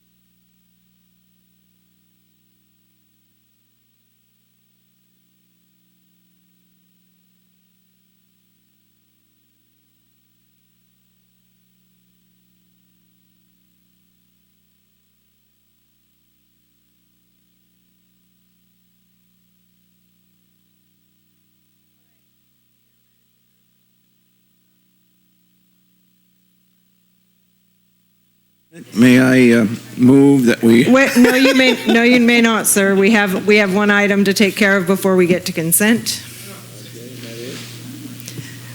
Director Farmer has a report from FFRP and the Forest Committee. Yeah, I don't know if it's one other item, but I just wanted to bring up a couple of things with regard to the Forest Committee. there's going to be a weed and native plant identification workshop coming up a week from this Saturday, May the 6th at 10 o'clock at Amherst and Albin, which is over near the Trenton entrance to the Fiscalini Ranch. And both Rick Hawley and Mike Rice are going to be there. And they're encouraging as many of the local arborists, well, not so much arborists, let's say, but people, local landscapers, so they can be more aware of, like I said, when they're going in there and removing weeds and that type of thing, to be as on top of, the plants that might be there as well. Also, the Forest Committee is hopefully, wanting to investigate getting a grant application for a forest health program. They're feeling a little bit ambivalent about that, but they're still moving forward. Also, there's concern about, with regard to the fire code revisions, that removing all dead fallen trees from private property, it's important to leave some dead trees for habitat. So that's a concern they have, and that perhaps the fire code isn't necessarily addressing environmental conditions such as that. Also, okay, this is the same item. So that was the Forest Committee. And then with regard to the Friends of the Fiscalini Ranch, I guess the most important thing I want to mention is that we are being part of the Wildflower Show, that the Wildflower Show is this weekend. And if you were to come here 48 hours from now, the Wildflower Show, it runs from noon to 5 on Saturday and 10 to 4 on Sunday. And it's one of the most highly regarded wildflower shows in the state of California. And we get out there and work really hard, starting usually late Thursday and then much of Friday morning, and collecting all of the wildflowers and then bringing them in here. And the room is like totally transformed in a very short period of time. So I want to encourage everyone in the community of Cambria and elsewhere to show up, because I can guarantee you'll be unbelievably impressed. And one of the things I want to mention is the energy in the room, because this may not seem to be make much sense. However, when you walk in and you realize the plants know that they are being seen by human beings. Most of them that are out there, it's not that way. But all of a sudden they realize there's an abundance of people here that are appreciating their beauty and their energy, and they're just vibrant and alive, and it's a pretty awesome kind of interconnectedness that we're making with Mother Earth. So I just want to remind folks out there that the Wildflower Show is this weekend, and it's great. Also, I want to mention that the folks from the Fiscalini Ranch Preserve, they're applying for a minor use permit to remove all of the eucalyptus trees in this 2-acre segment that's up below Huntington Drive. So that is something they're pursuing, and replacing those with native plants. Also, a major priority that they're looking forward to right now is actually mapping the ranch, so you can actually go online and see where all the trails are. And there's also going to be, they'll be putting up signs that indicate where you are, because a lot of people, they come here from out of town, or even folks that do live here, and then all of a sudden they get lost. They're out there, whoa, where am I? So they're putting up signs there, and also they are seeking, once again, a consistent and persistent group of trail-conscious volunteers to get out there and provide information to people, whether locally or especially people that are visiting. So if you happen to know anyone that might want to volunteer for that part of the ranch operation, that would be a cool thing. So that's what I have to say there. And if I could just follow up, by the way, if I can find it real quickly, with the North Coast Advisory Council, and I realized that President Rice did mention the 9-to-1 vote with regard to the approval of the amended version of the SEIR. But I just want to mention a couple of things. Supervisor Gibson was there, and he said that Caltrans is working overtime, not just to repair the bridge at the Julia Pfeiffer, but also some slide areas, and it's a distinct possibility that Caltrans will have everything up and running by the end of September, which is really a good, very hopeful thing to look forward to. Also, Claudia Harmon from the Beautify Cambria Association, she presented the sidewalk project that's going to be in front of Soto's True Fresh Market, and that was approved by the council. They got some very positive support from the council for that, and it was approved by a 9-2 vote. So there we are. Thank you, Director Farmer. Madam President, may I move No, you may not. to approve? Because first we agenda. have items that maybe directors would like to have room for consent before we consider the consent calendar. I thought that's passed. No, that we're doing it right before consent. Review? That's agenda additions and review. We review consent agenda just before. Are there any items that anybody would like to pull? Yes, I'd like to pull item 6C for further discussion, please. And I would like to pull item F for just a correction or clarification. Now you may, Director Behringer. Madam President, are you just asking for a consideration, or do you want a comment on item F, or do you want it pulled from the agenda and considered separately? I don't think. You don't need to pull something. I don't think I need to have it considered separately. Okay. I think I need a clarification on it. In that vein, then, I move that we approve the consent agenda except for item C.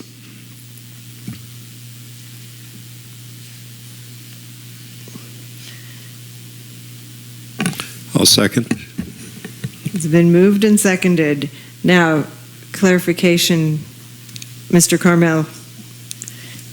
The clarification I have on is in the staff report. I don't think that the resolution on 6F, I don't think there's anything on 6F on the actual document that needs to be changed, but the staff report indicates that it remains valid for 3 years, which is not the case, correct?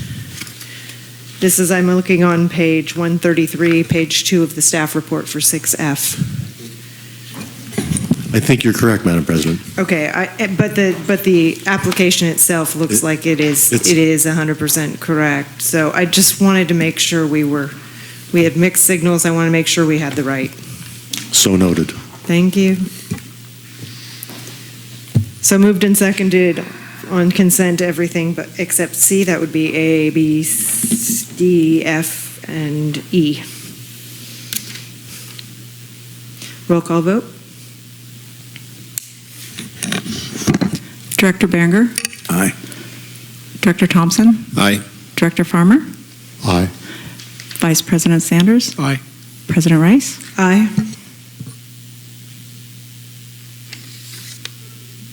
All right. We have pulled, Director Farmer pulled item C for separate consideration. Director Farmer. Unless the general manager would like to make a presentation first, or would? Okay.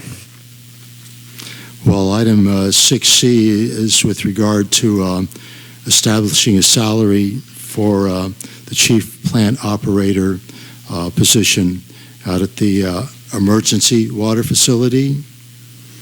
And I'm just a little bit concerned. We're actually initiating the recruitment process this coming Monday, and yet while I see kind of a general overview of what the requirements would be with regard to this position, and by the way, the salary is $166,616, which is the equivalent salary for both the water and wastewater supervisors. So I think before we pursue this, we need a totally comprehensive and thorough job description of this job before the recruitment process begins this coming Monday. We're talking about a considerable amount of money. I mean, this is General Manager Gruber, this is almost as much money as you make. And, people are already wondering, well, wow. So I'm just saying that it seems to me that this salary amount and the fact that it seems like we're jumping right into this before, like I say, having a really thorough job description and understanding of this situation, that's something I'm a bit concerned about. Madam President. Yes, Vice President Sanders. General Manager can correct me if I'm wrong, but I believe the $166,000 is a fully burdened amount. I believe that is with salary. the benefits. Yes. That's correct. And we may need a sidebar here a little bit. Is that the correct? You need a minute? No, I want to make sure that figure is accurate because we talked earlier about it. Monique, you got a comment on that? Oh, I didn't bring the that does include benefits, but I didn't bring the calculation with me, so I'm off guard here. Yeah, that is fully burdened. That is a fully burdened, and we are still, just a point of clarification, we're still working on the job description because of other priorities, and so we're not prepared to start advertising for it Monday, but hopefully shortly thereafter. Madam President? Yes, Director Behringer. I think as an additional comment, this is something that the Regional Water Control Board is looking for us to make a concerted effort to make sure we have somebody here. And the General Manager can correct me if I'm wrong, but this additional person is going to be multi-talented and would be able to, even if we don't run the facility immediately, a qualified person would be able to do other things within the water treatment facility. That's correct. We're going to be writing the job description so when that person is not attending to the sustainable water facility, they'll be able to join the water department and support them in other activities. But I need to emphasize that as we've learned so far, that just because that system is not running does not mean that it necessarily won't need a chief plant operator. Working in close conjunction with Carolyn, making sure that establishing a relationship with the Regional Water Quality Control Board, making sure that the OOMP and every aspect of it and every operational component of that facility is being run, and so it's a daunting undertaking, and we have delineated the task between the operation of that facility and the reporting, so that individual is not overwhelmed with. And we want that individual to be successful in whatever they do related to this facility. So. I have a similar concern to Director Farmer, and I am aware that the Regional Water Quality Control Board has indicated that we need to have somebody that actually recommended that we have the supervisor be a T3 and the shift operator can be a T2, and I do not even know what those classifications mean, but you do, since you're the general manager and you need to be doing these things. The personnel policies and rules about new positions says that new positions shall not be created and filled until the classification plan has been amended to provide, therefore, and an appropriate employment list is established for such position. So my concern is not just that we don't have a job description, but that this is going to trigger a meet and confer with the union, which is going to delay possible hiring of this person. I also don't see an option that might be, we've got a supervisor for water, we've got a supervisor for wastewater, now we've got a supervisor for the plant that's on the same level. Did we consider possibly somebody that would be a utilities supervisor and change the org chart somewhat so that what we have is we're not adding an additional supervisor level with the benefits and salary at that level. I'm also concerned that whether or not that would be fair to bring that person in at the same salary as folks that have been here.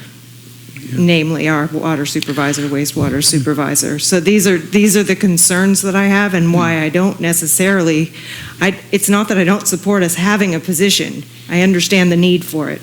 I'm not happy with the process of the way that it's happening right now, which is really where my concern is more than, I know we need somebody. I don't know what this job even is to be able to compare it to what other jobs in similar situations would pay. Yeah, so what you're approving is the salary range, and if you remember correctly, going back to, I think, September of 2013, the board authorized me to create and approve job descriptions, so that doesn't necessarily have to come back to the board. The classification plan is something that is within my authority, but there's a caveat there. You have to approve the positions as it relates to the budget for 17-18.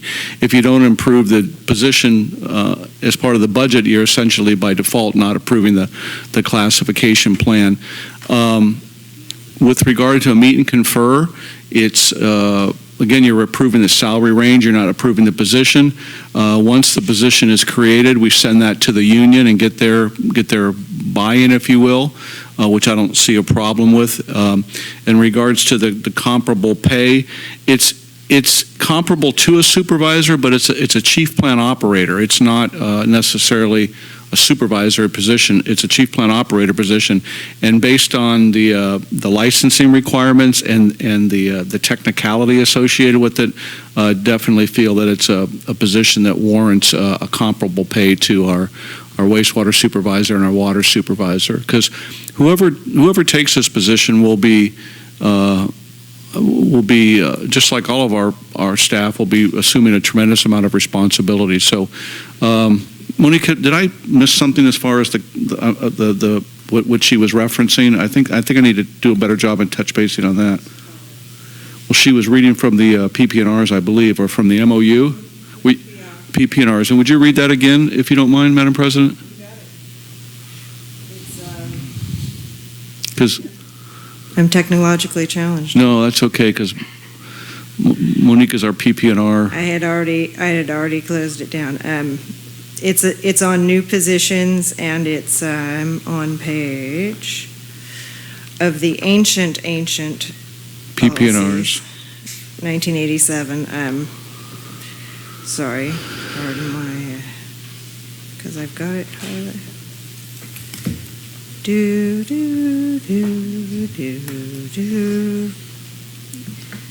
It says that any. Let me get to the right.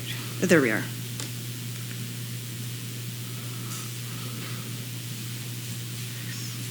And part of this is kind of part of the issue. We do not have enough information. I'm glad to pay anybody what they're worth when they get here. I don't have trouble with that at all. It's not necessary. I just feel like it's not very well thought out at this point. It is new positions. It's on page. It's in Article 3.4. On page 6, new positions. A new position shall not be created and filled until the classification plan has been amended to provide therefore, and an appropriate employment list established for such position. Now, if past practice means that we have not been implementing this policy, maybe this is something that we need to be looking at too, because I know the policy is out of date, but this is the kind of thing going forward. This is about the long-term health of the district, and we need to have somebody running that plant, but this is a large burden on our budget also. Yeah, I'm going to let Monique comment on the interpretation and the language of that, because I think it's being misinterpreted just a little bit. But go ahead, Monique, if you would. In 2013, we did have an interpretation from council as to the difference in the authority given to the general manager and the policy as set by the board. So the interpretation was that the general manager has the ability, and it does say so in the policy, to adopt the classification plan. And that's what he's doing and amending it. And that's what, we have the staff report right here. It was in June of 2013, staff report 7H. And I could read to it for you if you'd like. I think it'd be helpful if you don't mind. So it says Article 3, which is the article you're talking about, of the Personnel Procedures addresses the CCSD's classification plan.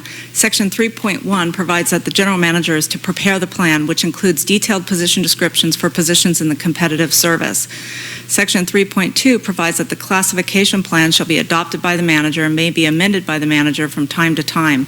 Section 3.3 then provides for the allocation of the positions in the competitive service to positions established by the plan. Section 3.4 addresses the issue of new positions and provides that new positions are not to be created and filled until the classification plan has been amended to provide for the new position, and that's what we're working on right now. As noted, the classification plan is within the general manager's authority to adopt and amend. Section 3.5 also provides that if the board of directors changes the district organization methods, procedures, etc., resulting in a need to reclassify a position, the manager shall allocate such positions to more appropriate position descriptions. Read together, these provisions in the CCSD's personnel procedures provide the general manager with broad authority to create positions and allocate them within the CCSD organization. Madam President, I move approval of Resolution 16-2017. Is there a second? I'll second it for discussion. Director Behringer, second. Yes, but I would like, as part of the discussion, I would like to ask the general manager if he would be comfortable with an amendment or a statement that says that he can fill this position at a lower rate or a lower position or at not to exceed a salary range because it's for two reasons. One, I think he should be able to start recruiting for this position, and once he's recruiting for this position, he'll be able to then determine what's the best salary for this guy or this employee. And if he's comfortable with that, then I would, in my second, I would say that it would be a not to exceed this level position and salary. If it's acceptable to the. That's acceptable to the maker of the first. No, but we need to see what the general manager feels that that's acceptable.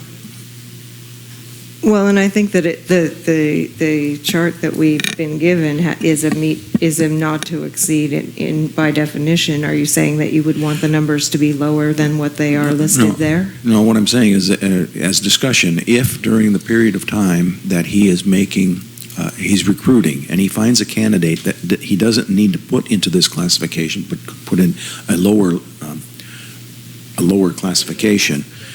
And if he starts at step A, etc., I think that we should give the general manager the flexibility to hire a qualified person.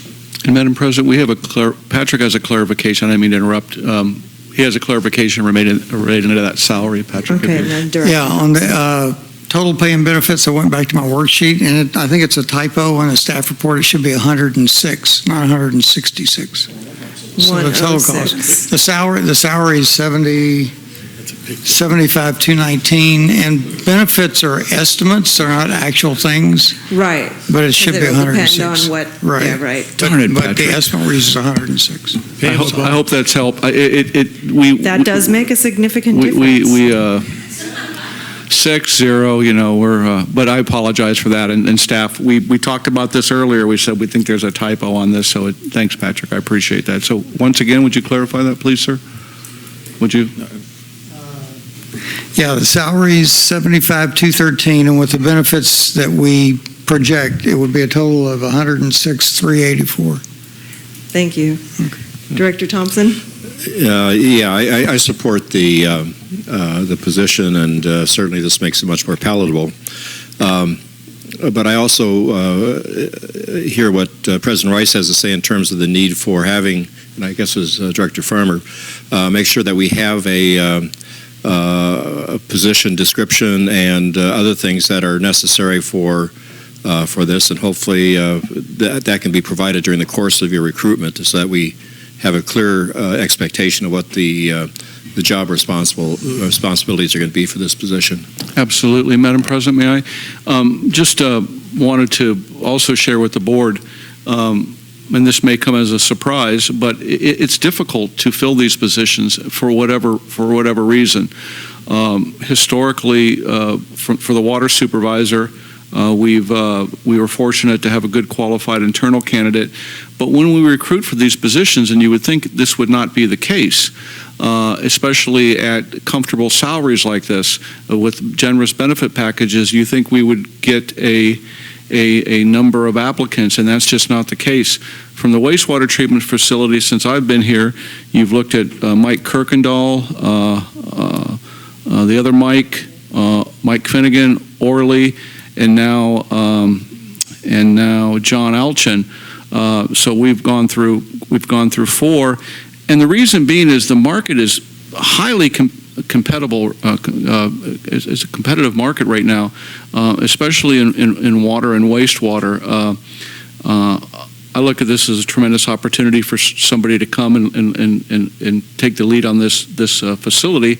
So I think it'll be highly desirable from that standpoint. But for a lot of different reasons, I think the remoteness of it, the expense to live here, and things like that, it has been challenging to us in the past. So, but it is a great organization to work for also. So, but Director Thompson, I hear what you're saying, and go ahead. Ms. Madrid? Okay, I do need to clarify a salary error on the salary range for the confidential administrative assistant on Exhibit B, both pages for Exhibit B. And I can tell you what the salary ranges should be. It's page 84 and 85. So the salary range for under the Cambria exempt employees for confidential administrative assistant, it should be, step A should be $44,854. Step B should be $47,097. Step C should be $49,452. Step D, $51,924. And E step should be $54,520. Then on the second page, which is page 85, from July 1st, 2017 to June 30th, 2018, it should be $47,321 for Step A. Step B, $49,687. Step C, $52,171. Step D, $54,780. And Step E, $54,519. And we'll go ahead and make those corrections if the board approves this. Okay, thank you for those changes. And we do have a motion and a second, and I do have a request to speak. Jerry McKinnon? I love Jerry. God, that's great. Look at this. This is so funny. Jerry McKinnon, a guy with an open mind, and I deal with semantics. In our agenda, it refers to a facility chief plant operator, not supervisor. When I think of a supervisor, I think of him sitting on a high chair pointing to other people what they're supposed to do. When I think of an operator, I think of the guy who is twisting the valves, opening and closing, tripping the circuit breakers, taking temperature readings, cleaning the filters, and doing the hands-on stuff. Now, are we hiring a supervisor who's going to tell people what to do and make sure they do it right? Or are we hiring the operator that's going to really hands-on operate the thing? There would be a big difference in salaries, I would believe. Thank you.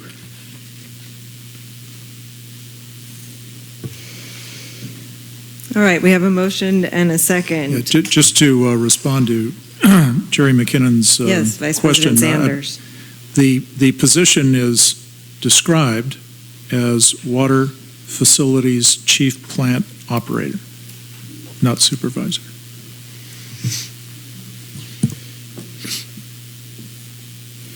Okay, motion and a second. Let's have a roll call, please. Vice President Sanders? Aye. Director Berenger? Aye. Director Farmer? No. Director Thompson? Aye. President Rice? No. And I would like to be very clear, I support the position. I do not support the process that it's been taken to get here.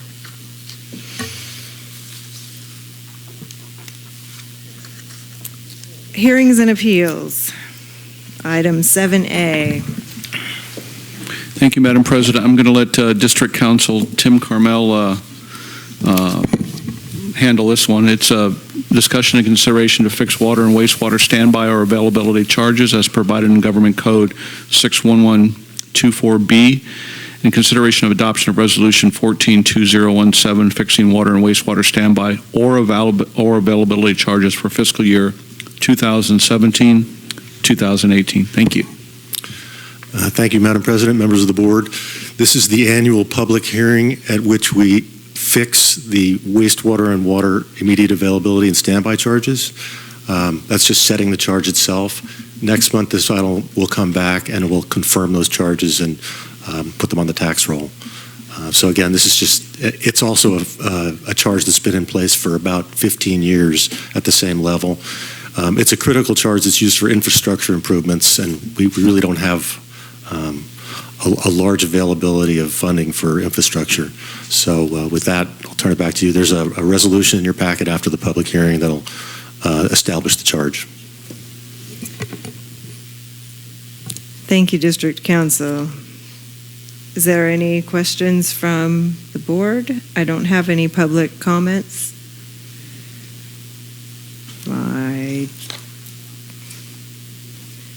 I would take a motion if nobody has any questions. Madam President, don't you have to open a public hearing at the moment? Is that correct?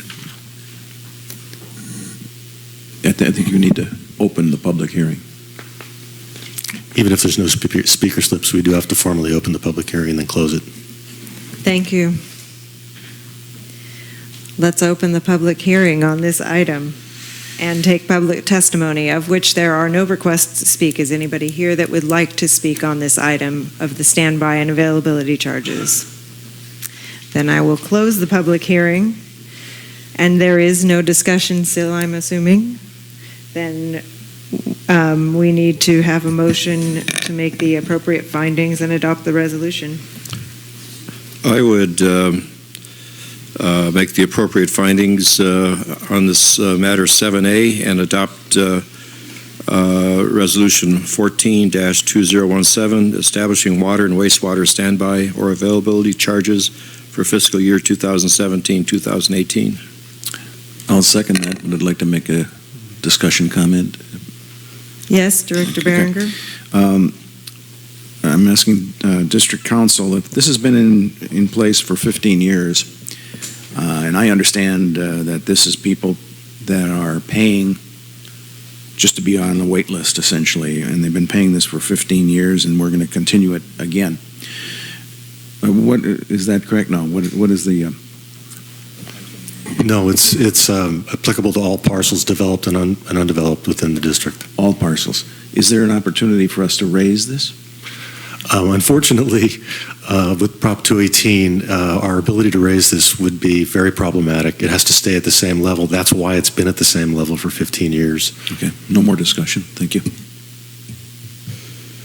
This applies to developed and undeveloped properties, so every property in the district.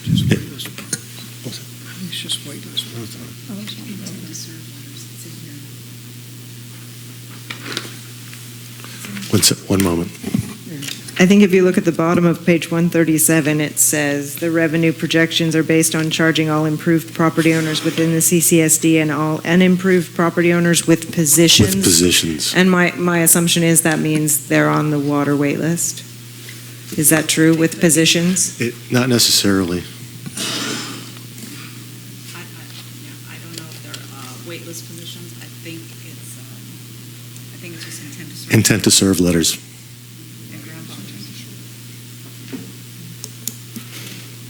Okay.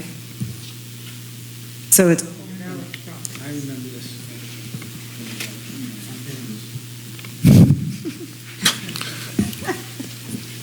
So it's unimproved properties with intent to serve letters in all developed properties.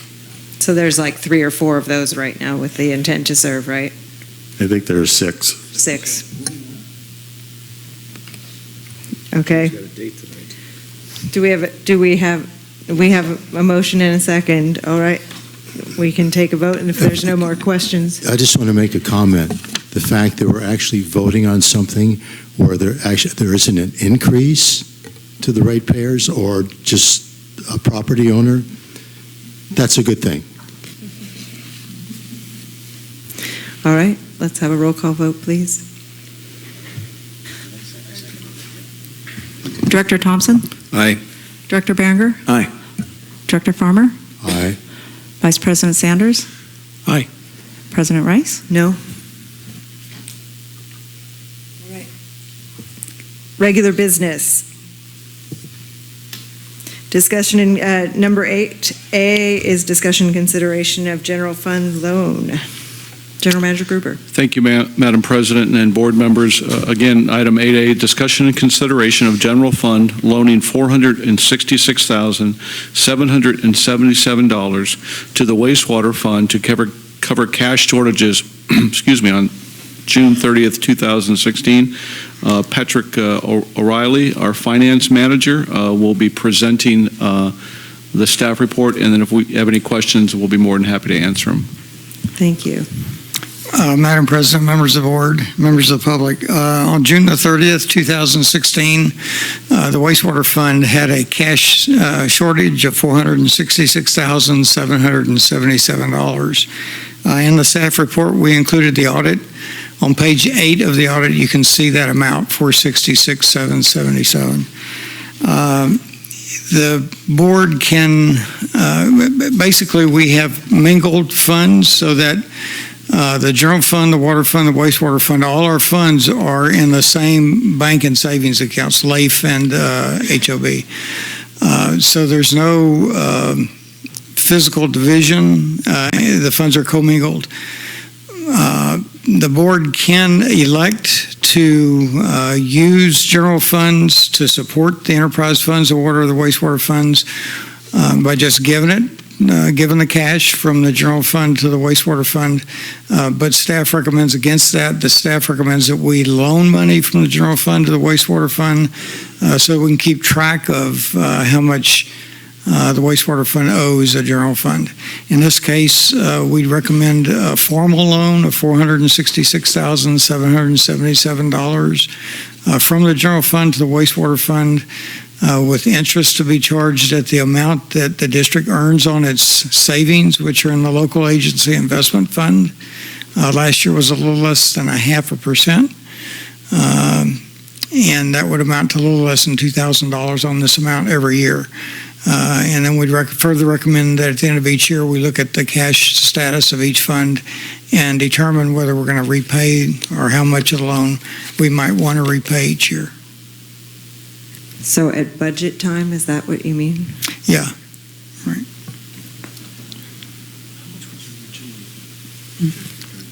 And there isn't any recommendation for how soon or long it will take to pay off. It'll just be on an annual basis as we do the budget based on how much extra we might have, which doesn't seem likely based on past trends that we would be able to pay it back. That's what we're recommending, yes. Okay. Director Berenger? I would move that we allow the general fund to loan $466,777 to the wastewater fund to cover cash shortage on June 30th, 2016. Second the motion. It was a $550,000 loan. Discussion, Director Farmer. I don't have any speaker slips, I'm sorry. I don't have any speaker slips. Is there anybody that would like to speak on this item? Okay, Director Farmer. I guess my main concern is how long can we continue to run a deficit in water and wastewater and the SWF, borrow from the general fund, have less money available at the end of the year than we did at the beginning of the year, fiscal year. How long can we continue to do this? Mancy, our financial expert here, how long can we continue to do this process when let me just leave it at that. How long can we continue to have expenditures be more than revenue and just borrow from one place to another? Well, I wish I could be more eloquent on this, but you get my point. Do we have a motion in a second? Okay. We are projecting, okay. Right now, we're projecting that at the end of the current fiscal year in June 2017, the general fund will have about $2.7 million in cash available. And that's after loaning $1.8 million to the water and the wastewater funds. So when you say how many more years could we do that? It depends on how much we have to loan each year, but $2.7 million at $500,000 a year would be 5 years. And then you would use all the available funds in the general fund if nothing else changed. Could you run a normal household the way we're running the financial apparatus of this district? You don't want to ask me about my personal household. No, not you. Not you. Oh, anybody. Madam President, go ahead. Berenger, go ahead. Madam President, may I comment? I don't think anyone that's been watching this board over the last year has considered that we don't think that we should be subsidizing the water and wastewater funds. It's been clear, we've said it many times, and no, we can't continue. And as we've discussed independently, and is that we need to do a rate study so that fund balances, and we can use general fund money for much needed things that we were never given credit for or given money for the ranch and the park and all the other things that we need to do. We need those funds to be self-sufficient. We aren't, by moving that we accept this, doesn't mean it's good. It means we need to do that now to get to June 30th. We need to look at the next year's budget, and yes, we need a budget that balances, but it's going to take one of two things. Either we don't do the things that are critical for us to do and need to pay for, or we find sources of funds, including the ratepayers, I'm sorry to say, I'm one, to be able to balance those funds. We can't continue to use general funds for this, and I'm not admitting that, but I am recommending approval. Vice President Sanders. Well, I would just ask Director Farmer, what's your suggestion? I'm glad you asked that question, because I'm sitting here thinking, well, it's great for me to raise a white flag or ring the alarm bell without some type of, constructive comment that would lead to some more productive resolution of this problem, and I don't know what it is. I guess my main concern is the process. My main concern is the process that has gotten here to we are continuing to have more debt than we have revenue. And since I only was elected a little over 4 months ago, I wasn't part of that process. I don't have a solution to this situation other than better decision-making as to how we meet the water and wastewater needs of this community. I do have a suggestion, unless you would like to follow up on that. Go ahead. My suggestion would be to consider possibly, number one, maybe we don't fully gift it, but maybe we also don't fully loan it. Maybe we split it and we say 50% of whatever deficit from the previous audited year. But we also have to be cognizant of when we charge interest to ourselves between departments, this is restricted money, comes in as wastewater that would have to be paid back to the general fund, which is then available for almost anything, including putting money to subsidize wastewater rates. And I agree with you, this board has set a clear policy, even if it's not in writing, that the water and the wastewater departments should be self-funding and should be able to balance.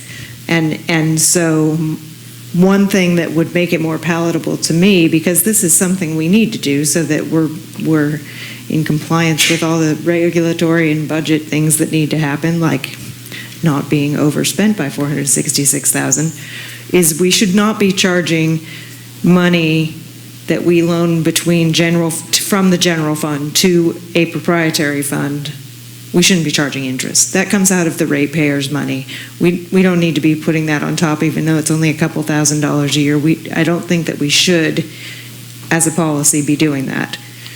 When it comes to whether or not we loan the entire amount, or maybe perhaps forgive half or forget, we can set these policies in place, and that is one of the solutions, Director Farmer, is to be making policies related to what do we do when this situation occurs, so that we have a policy as to how we deal with situations like this. And I would like to commend our auditor and Patrick for no longer doing the do from things that had been done in the past, and creating more transparency through this process. And I don't want to put them through the ringer on it either, but I definitely do not support even 0.47% interest, which is very minimal, and we are losing it out of life theoretically, but we need to do it. So I'm supportive of a transfer from where it becomes a part of it, at least becomes a loan. But that's my kind of open-ended, vague suggestion. Vice President Sant? Yeah, let me say I agree with you. If it's a loan, I think it should be a no-interest loan, and you articulated the reasons very well. This is an enterprise fund, and the monies, in terms of how they're spent, are very restricted. The general fund, you can spend it on virtually anything. I think, Director Farmer, I would ask you to take a couple of things into consideration. First of all, I think we had some extraordinary expenditures at the sewer treatment plant this past year that were unanticipated. I see it as somewhat of a budgetary problem, but sometimes issues arise that are unanticipated, and I think we've had a recurrence of those at the sewer treatment plant. It's old, it's in need of major overhaul, and we're holding it together with baling wire and bubble gum. Having said that, there is some relief on the horizon. We did pass a rate increase, which comes along in increments for the next 3 years or 4 years? 3 years, that's right.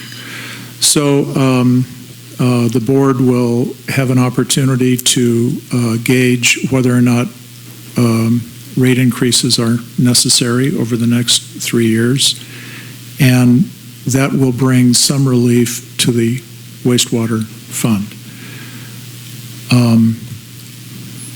I don't know that, I think your last comment is the best one, that there is no answer really right now, other than to do the best we can to keep the sewer treatment plant going, and through your capital projects infrastructure committee, come up with some recommendations in terms of how we can deal with the infrastructure issues there that are costing us all of this money. Madam President, Yes, Director Berger. where does that interest go if we charge ourselves interest? It just goes into the general fund revenue? Right, so we're not paying somebody. Oh, no. So, and I think that we should not obfuscate the problem. We should not take and say, well, it's not really 400, it's really 200. We need a bright light on how much that fund was deficient this year. Mm-hmm. And so I don't support making some free and some with interest. And I think interest helps show the fact that you don't want to continue to do this, even if we're paying ourselves. I agree with the first argument. The second one, I still have, yes, General Manager Berger. Just, I want to continue a reoccurring theme that I always talk about. So I think more importantly is why are expenditures higher than revenues? And let me just kind of, just where I'm coming from as a general manager. So you have our rates over an extended period of time have been moderate. Those are policy decisions, and Alex Handler has presented that statistical information in the past, and that we've raised rates minimally. Capital improvement project, we know preliminarily, based on the wastewater side, we have between 5 and 7 million. We're starting on the water side, so we haven't had a CIP budget for many years. I just wanted to, we have an ailing infrastructure, and that's not unique. The situation that we're in right now is no different than the rest of California or the United States, for that matter. I think you're seeing across the board that we have, our infrastructure, just like everybody else, roads, bridges, airports, everything has reached, a point of where it's getting toward its end of its life. And just real quickly, if the moratorium, I think, was put in, maybe Director Sanders can help me, moratorium was put in place 14 years ago. 1% is 40 connections. At $25,000 is $14 million.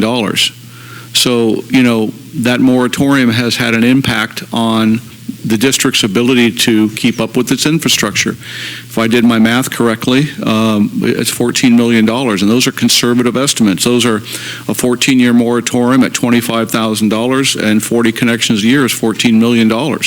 That's real money. If you look at everything right now from a CIP perspective on the wastewater side, between $5 and $7 million, and on the water side of probably the same, that's the amount right there. So historically, utility companies derive their funding from two sources. That's operational revenue from enterprise funds, water and wastewater, and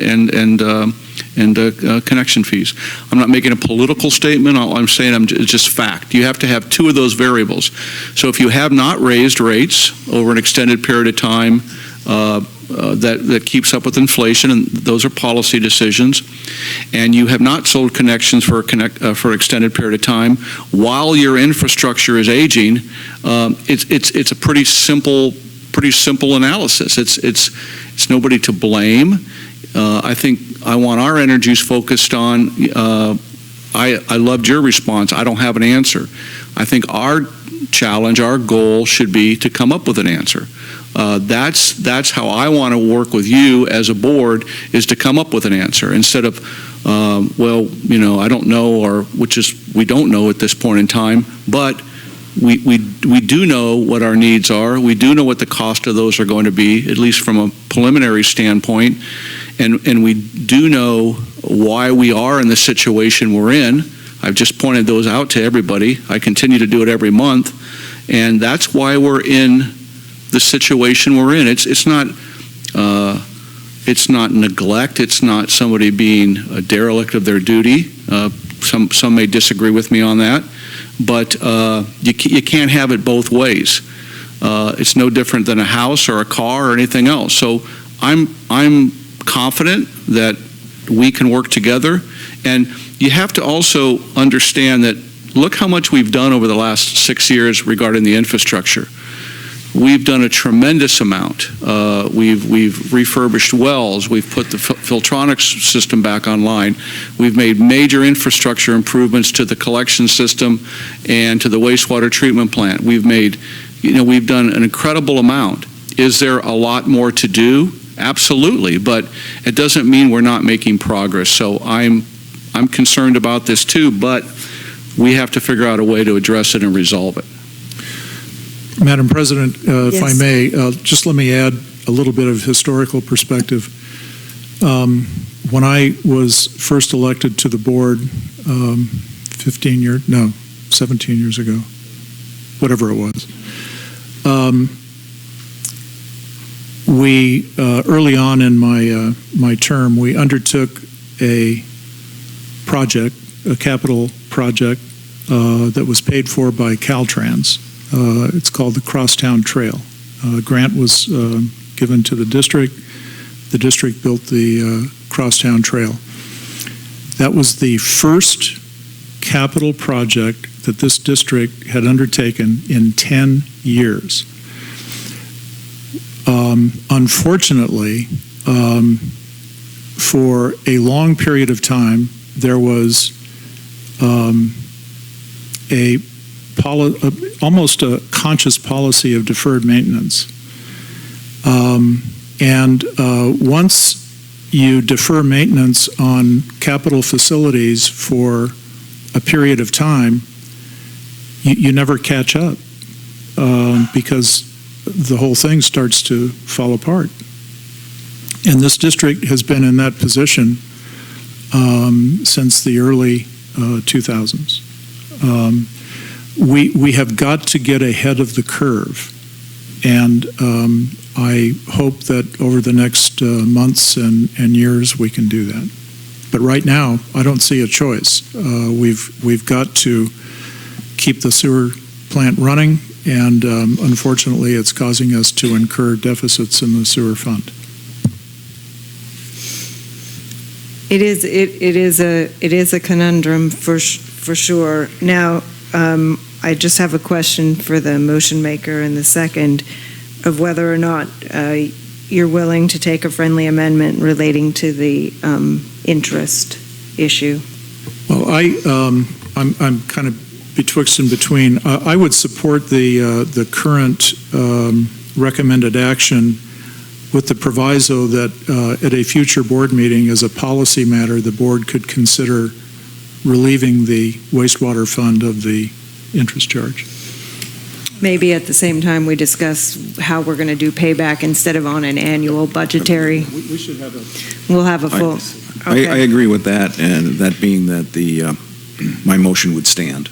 Okay, so and I'm okay with that since we won't have to pay it back. And it would be question to the general manager or maybe Patrick on would we be considering payback for the 17-18 budget year, but not because I'm assuming it's not in the this year's amended. I don't have any payback in the preliminary budget that we're going to look at next week, not yet. Okay, but which means there's probably not one in the one we're considering today for this year's budget. Okay, right. Then I'm okay with that proviso, and we will bring this back for a policy discussion on how we deal with this going forward. Sure. Director Farmer, did you have something additional? This is not necessarily a constructive comment, and I don't even know how applicable it is. I'm just sitting here feeling a tremendous amount of frustration, and it's been alluded to, how are we going to get ahead of the curve, so to speak, financially. And I'm just sitting here thinking about the albatross around our neck that's going to continue to create financial challenges for this district that really has prevented us from having the foresight to, how could I say it, to deal with the problems, the infrastructure problems with water and wastewater. Those are what should have been addressed in the past. We went in a different direction as to how we spent ratepayers' money, and I don't see how we can get around the fact that we've got financial challenges with regard to the facility up here on the hill, so to speak.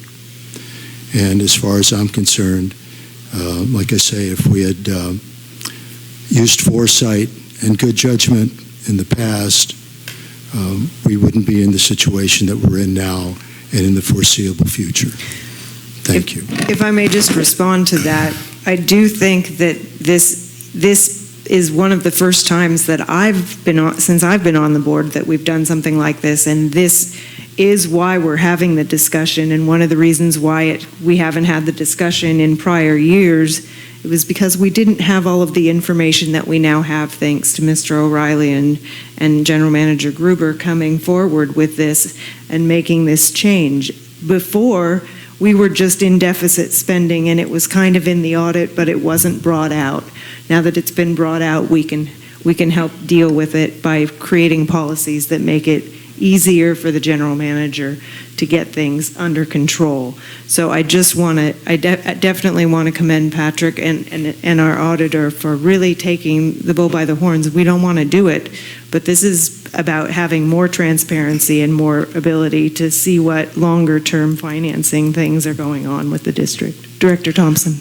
Yeah, I think I have to take exception to the comment about lack of foresight and good judgment or whatever else the comment was. On this board, when was it, 2014? This community faced a crisis with respect to the water, and this board took action. Not taking action was not an option. That would be running away from the problem. We dealt with the problem, and that election that year was a referendum on the action the board took, and this community strongly supported the two candidates who stepped forward and said, we need to take some action. Strongly supported, 60-40. And that was a definite statement. So the notion that we did not have foresight, I think is way off base. Let me add to that. Director Farmer, it's not as if boards have done nothing. In about 2006 or 2007, the board undertook a project to double the water storage capacity for this town. We were woefully under capacity in terms of storage. Just getting the permits to do that was a slugfest. It's just daunting to undertake these projects. But we built the Pine Knolls water tank facility. It doubled the water storage capacity for the district. We built a pipeline across the east-west ranch to boost the water pressure at the top of Park Hill because the fire hydrants were flowing at a trickle. There are many similar projects that have been undertaken. It's a matter of priorities. You have to assess your priorities, and then that determines how you spend your money. The sewer treatment plant is old. It suffered from deferred maintenance for a long time. Quite frankly, it probably needs to be completely replaced at some near point in the future. But it's just the situation that we're faced with. So the challenge is to try and get out ahead of the curve. That's what we need to do. And this item is specific to addressing a budgetary, for the prior budget year, a budgetary deficit that needs to be addressed, and not necessarily whether or not we spend the money. The money's already been spent into deficit, and we need to fix it. And again, these are not easy issues because you have to make choices, and I think that it's not easy probably not easy, I'm not going to assume or what Patrick thinks, but I think it's important that he has brought this out, even though it's almost $500,000. This is something that needed to be brought out, and I'm glad that it has been. And so on that, I'll call the question. Can we have a roll call vote, please? Director Berenger? Aye. Vice President Sanders? Aye. Director Farmer? Come on, let's be dramatic. Please be respectful, please. I'm actually not being dramatic. I'm giving serious thought to what my vote is, and I'm afraid I don't know how objective I'm feeling right now. I'm just going to be very honest. I'm feeling a tremendous amount of frustration, and it's probably affecting how I'm voting here. Just being honest, being a human being here. I'm just going to have to vote no. Director Thompson? Aye. President Rice? Aye. The vote is 4-1, and that Passes as recommended. Item 8B, consideration and discussion of adoption of Resolution 15, 2017, approving the amendments to this fiscal year budget. General Manager Gruber or Mr. O'Reilly? Thank you, Madam President. Let me go ahead and just read the recommendations, and then I'll turn it over to Patrick O'Reilly, our finance manager. The recommendations from staff is that the Board of Directors receive a staff presentation on the proposed amendments to the fiscal year 2016-2017 budget, discuss and consider the proposed amendments to the fiscal year 2016-2017 budget, and adopt Resolution 15-2017 approving amendments to the CCSD budget for fiscal year 2016 and 2017. Madam President and Board, Patrick O'Reilly, our finance manager, has a PowerPoint, and I'll turn it over to him at this point in time. The very first thing I have to say is that I made a mistake on the first page. It was a $45,000 mistake, and I put revised pages in front of the board, and I'm going to just take a minute to pass them out to the audience, and then I'll get started.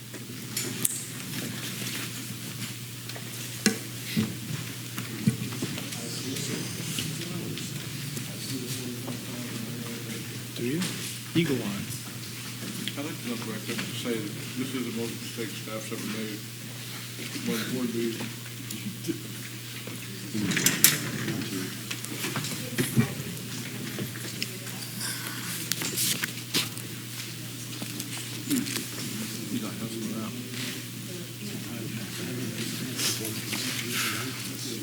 That's great, Chief. Thank you very much. Okay, this is the current fiscal year 2016-17 mid-year budget, which typically would be considered in January. We're close. In March, the board approved an amendment for the wastewater fund. I've revised it further in this budget, so I'm going to ask you to approve another change to the wastewater fund, just minor.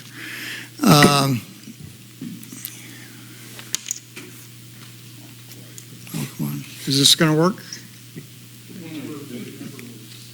It sometimes works.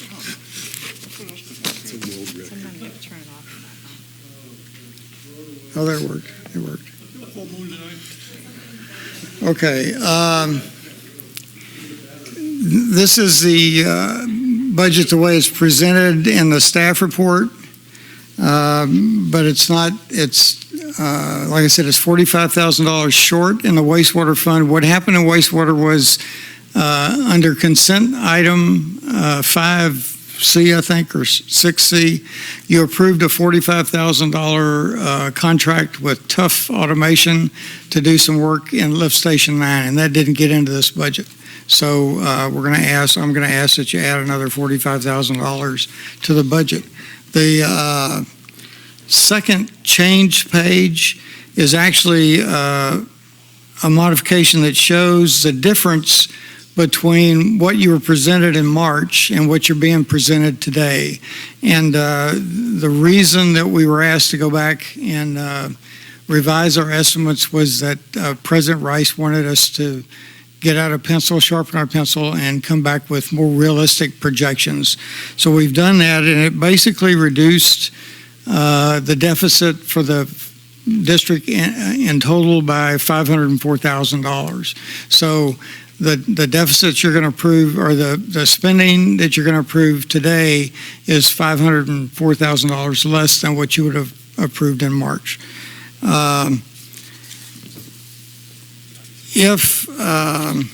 Let's see.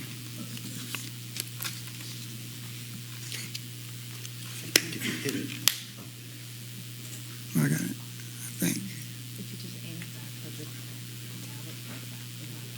Okay, so the first thing we're going to talk about is the fire department. And I'm happy to answer questions as I go through. I'll just briefly talk about each department.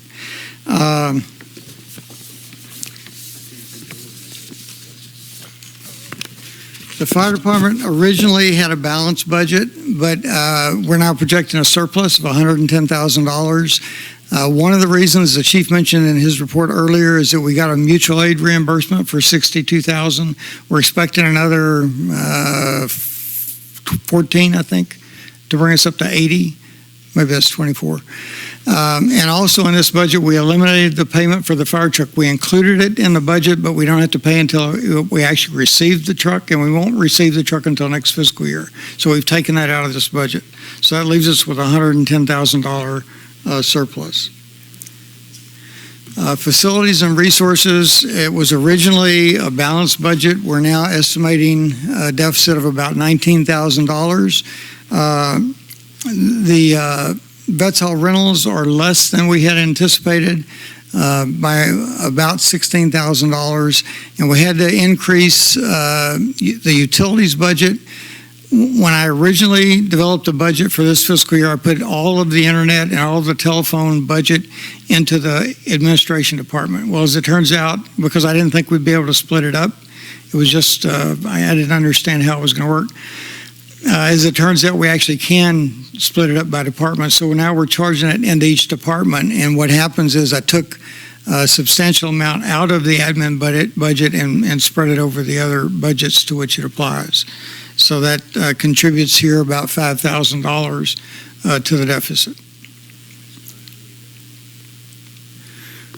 Park and Recreation, we have a projected surplus of $136,000, and that's just simply because we really haven't done very much work on the East Ranch Park, and that's at a standstill. We're not going to do anything else for the rest of this fiscal year, so we're going to have the money that was set aside in the Prop 1A reserve that we dedicated to the East Ranch Park improvements.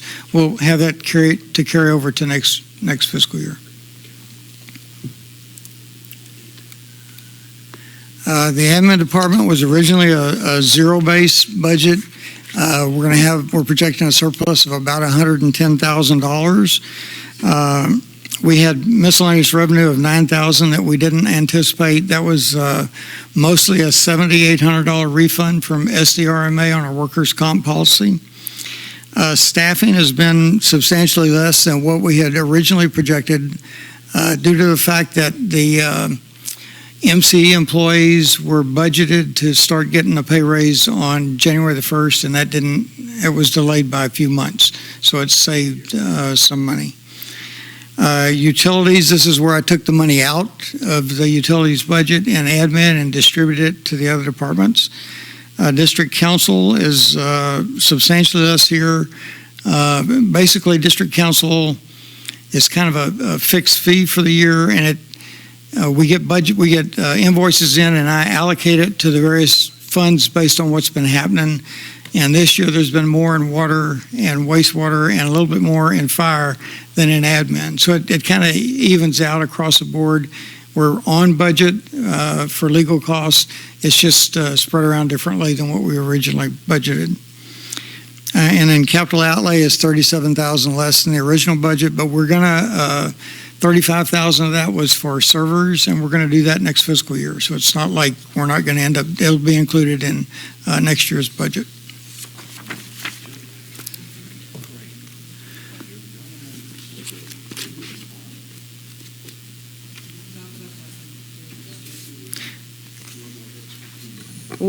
Let's have that question on.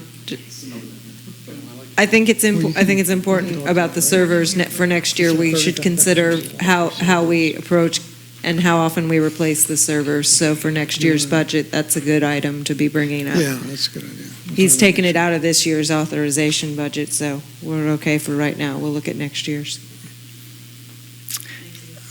Okay. The wastewater fund, it was originally balanced budget, and if you approve what's being recommended today, it's a $226,000 deficit, which is a slight decrease from what you approved in March. In net, the water sales have increased by $27,000 about. Personnel costs have decreased by about $30,000. Collection system repairs decreased by about $38,000. Sludge disposal increased by $18,000. Treatment plant repairs increased by $24,000. That was primarily SCADA work. And major maintenance is increased by $69,000. That was $25,000 for raising manhole covers and $45,000 for the cost of a power outage that we had just a few months ago in January. Was it January? But we just got a check this week for $17,000 from SDRMA. We filed an insurance claim, so some of that will be offset by that $17,000.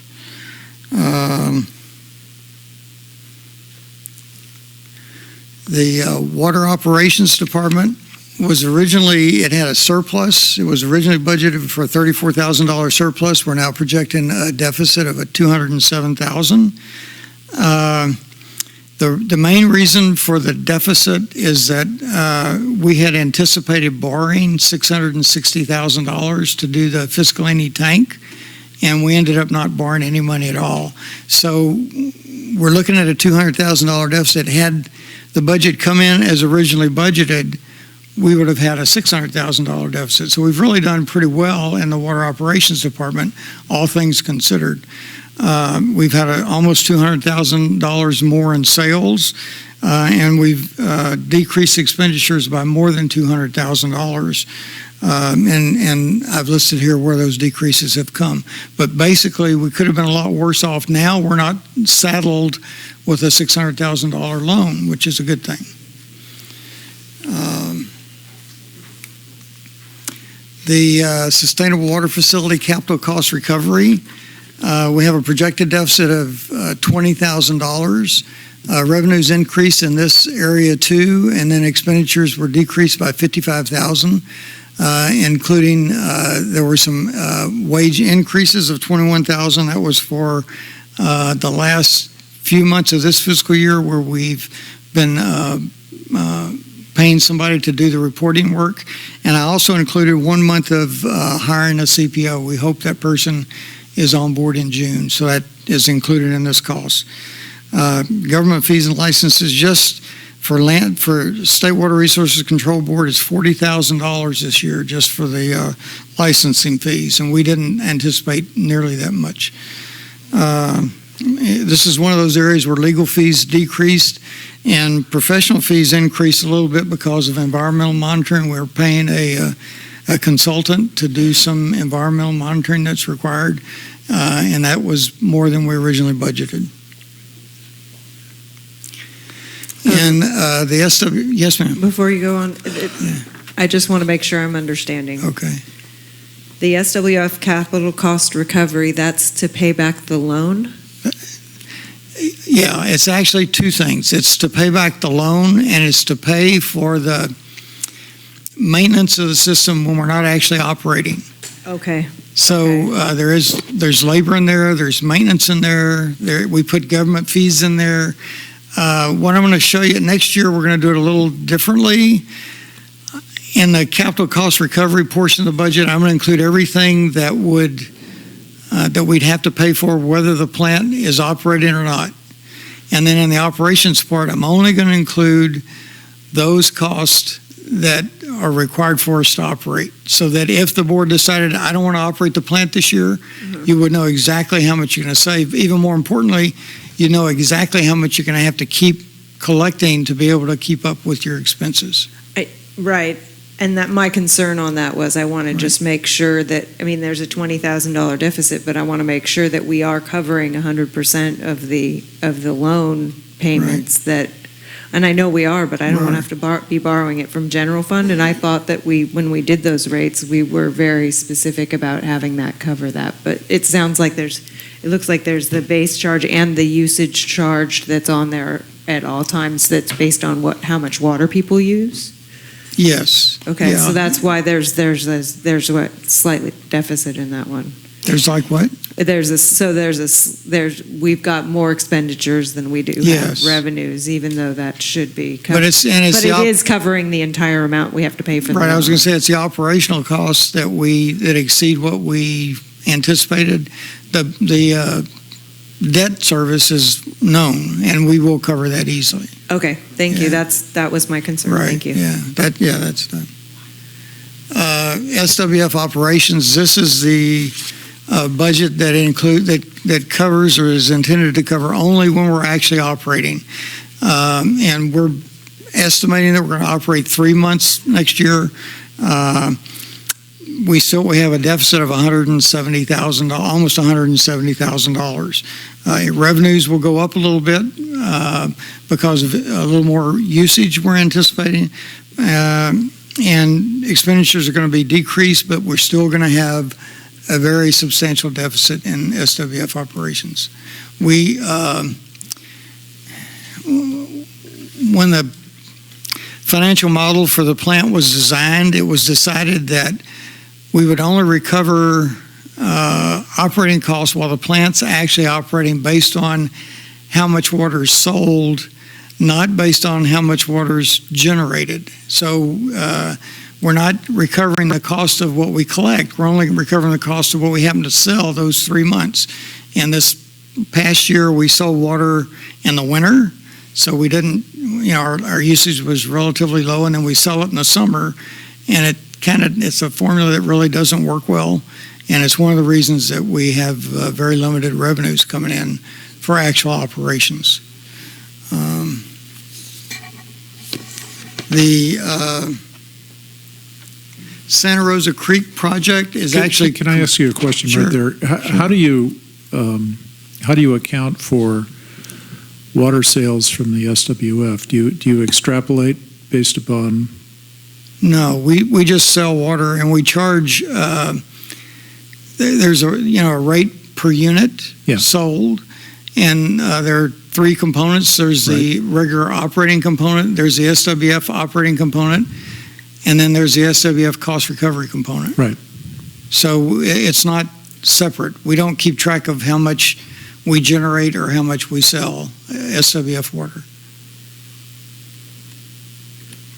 Okay. In the accounting module, I'm sure Bob on the engineering side, he can tell you how much water he generates. And I mean, there's a policy issue in here with respect to the rate structure. That's what I'm getting at. Right. So, okay. Yeah, it could have. Yeah, there were. I wasn't here when the model was originally built, but in some ways it's not really functional. Right. So we do. I agree, Vice President Sanders. It's an issue we need to revisit so that we can make sure that we're bringing in what we need to, and it's not a happy thing when we have to increase the rates, but maybe the calculations will come out differently. Yeah. I'm sorry. If we didn't run the plant at all this fall, would that be better from a financial standpoint or worse? I don't think I can answer that right now because it would, if, I don't know, we'd have to look at what the cost, if we decided we weren't going to operate the plant, so we didn't have to start it up or shut it down, so we didn't have to have staff dedicated to it, so we didn't have to pay permitting fees and that sort of thing, it would probably be cost effective to shut it down. But you'd still need to collect the $1 million to do the debt service on it.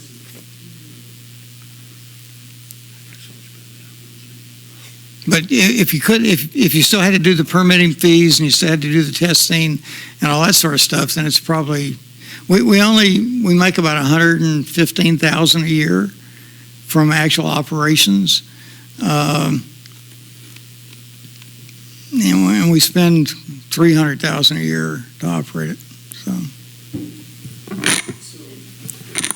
Patrick, how are you charging off the expenses associated with the Regional Water Quality Control Board recent requirements, orders? That's I had intended to charge that to the SWF project, not either one of these funds, but into the project itself. And I was just getting to that. When I got here, we had 2 capital projects going. The Santa Rosa Creek project, which is now complete, so it'll be, I'll write it off this year, and it'll go away. So you won't see this project in next year's budget. And then the other project was the SWF capital project budget. And in summary, we've got $13,321,000 in revenues. We've budgeted for $13,139,000 in expenditures. So we have $181,000 in funds that are not committed. That $13,139,000 in expenditures includes $1 million that was set aside for further development. And so it's the 181,000 is over and above that. So that's what we have left. For just this budget, we've added $11,000 to the expenditures. It's very minor. Another question. The $1 million that was set aside was originally intended for capital improvements, correct? It was just part of the project, yes. Okay, so the whole thing is a capital. It's right. a capital Right. expense, but we're not presently charging off extraordinary expenses not related to capital improvements against. I'm not sure what you mean. No, we're not using any of that set aside right. for some of the extraordinary expenses that we've incurred recently.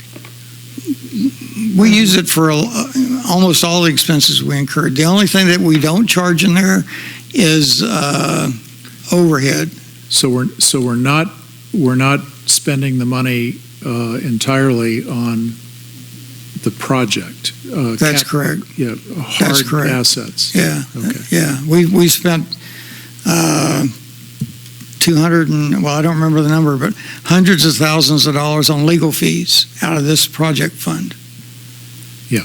So we've spent, the actual cost of construction of the plant was $7.7 million. That's what the contract with CDM Constructors was for. Right.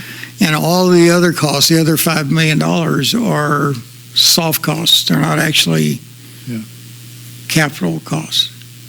So when I go to, it's probably too technical, but when I go to capitalize this project, I can only capitalize $7.7 million. The rest of it has to be expensed. But we're going to have capital expenditures if the EIR is certified and the permanent coastal development permit is approved. Right. There are some.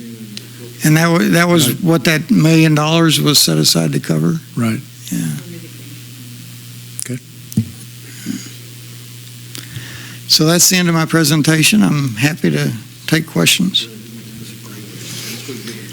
I would like to thank Patrick for the hard work on this and working with me on budget committee to pare this down so that we have a more accurate, now that we have more numbers on what our actuals are, and that the estimates are pared down. And I think it also gives us a head start on the next year's budget and looking at some of the things that are involved. One thing that General Manager Gruber you were talking about the truck for the water department. Is that in this? Yes. Oh, for the remainder of this fiscal year, but not in its entirety. Is that correct, Patrick? I don't. But the authorization to... That's correct. For the pickup truck for the water system supervisor? Yes. 2 months worth of procurement are in here. We're going to lease... That we approve this, that then we approve getting a loan for a vehicle for the water system supervisor. Correct. So this is... the reason I bring this up is not because I don't think that the water system supervisor needs a new truck. From what I hear, his is kind of falling apart because he drives it around town all the time. My point more is, should we be paying interest on a vehicle that we're going to keep for 5 years? We don't really have a vehicle replacement purchase policy, and when we're getting only 0.47% in LAIF, but we're paying out a bunch of interest on a car loan, that's kind of what my thinking is, and it's a very small part of this budget, but I think that it's an important thing to consider, that we're going to be buying yet another vehicle with using yet another loan which still doesn't add up to the other loans that we have and doesn't necessarily change our debt ratio, but maybe we shouldn't be doing these on a loan, or we should be doing them on a lease or some, I mean, I don't even really, or paying cash out of general fund for that matter, I mean, rather than paying 5% interest. May I, Madam President? So our procedures is, when I came on board as general manager, pretty much the whole fleet needed to be replaced. And so what we opted to do is if you look at the budget for each department that the board's approved the last 5 years or so, you'll see a line item in there for a per month cost times 12 for a vehicle. So say if a vehicle costs $30,000, you'll see $500, you'll see $6,000 in a budget for the water department, and that's over a 5-year period of time. The other alternative would be to create a vehicle replacement program, which would require money being set aside, essentially is what we're doing now. What I like about this is what we're doing is you're replacing vehicles all the time, and the interest that we buy a vehicle on over an extended period of time is through Ford and everybody is relatively low. Yeah. It's relatively low. What this ensures is that we're going to have the most important piece of equipment that our staff can have is their vehicle. Without their vehicle, they really have no means to do their job. That's facilities, resources, fire, water, wastewater.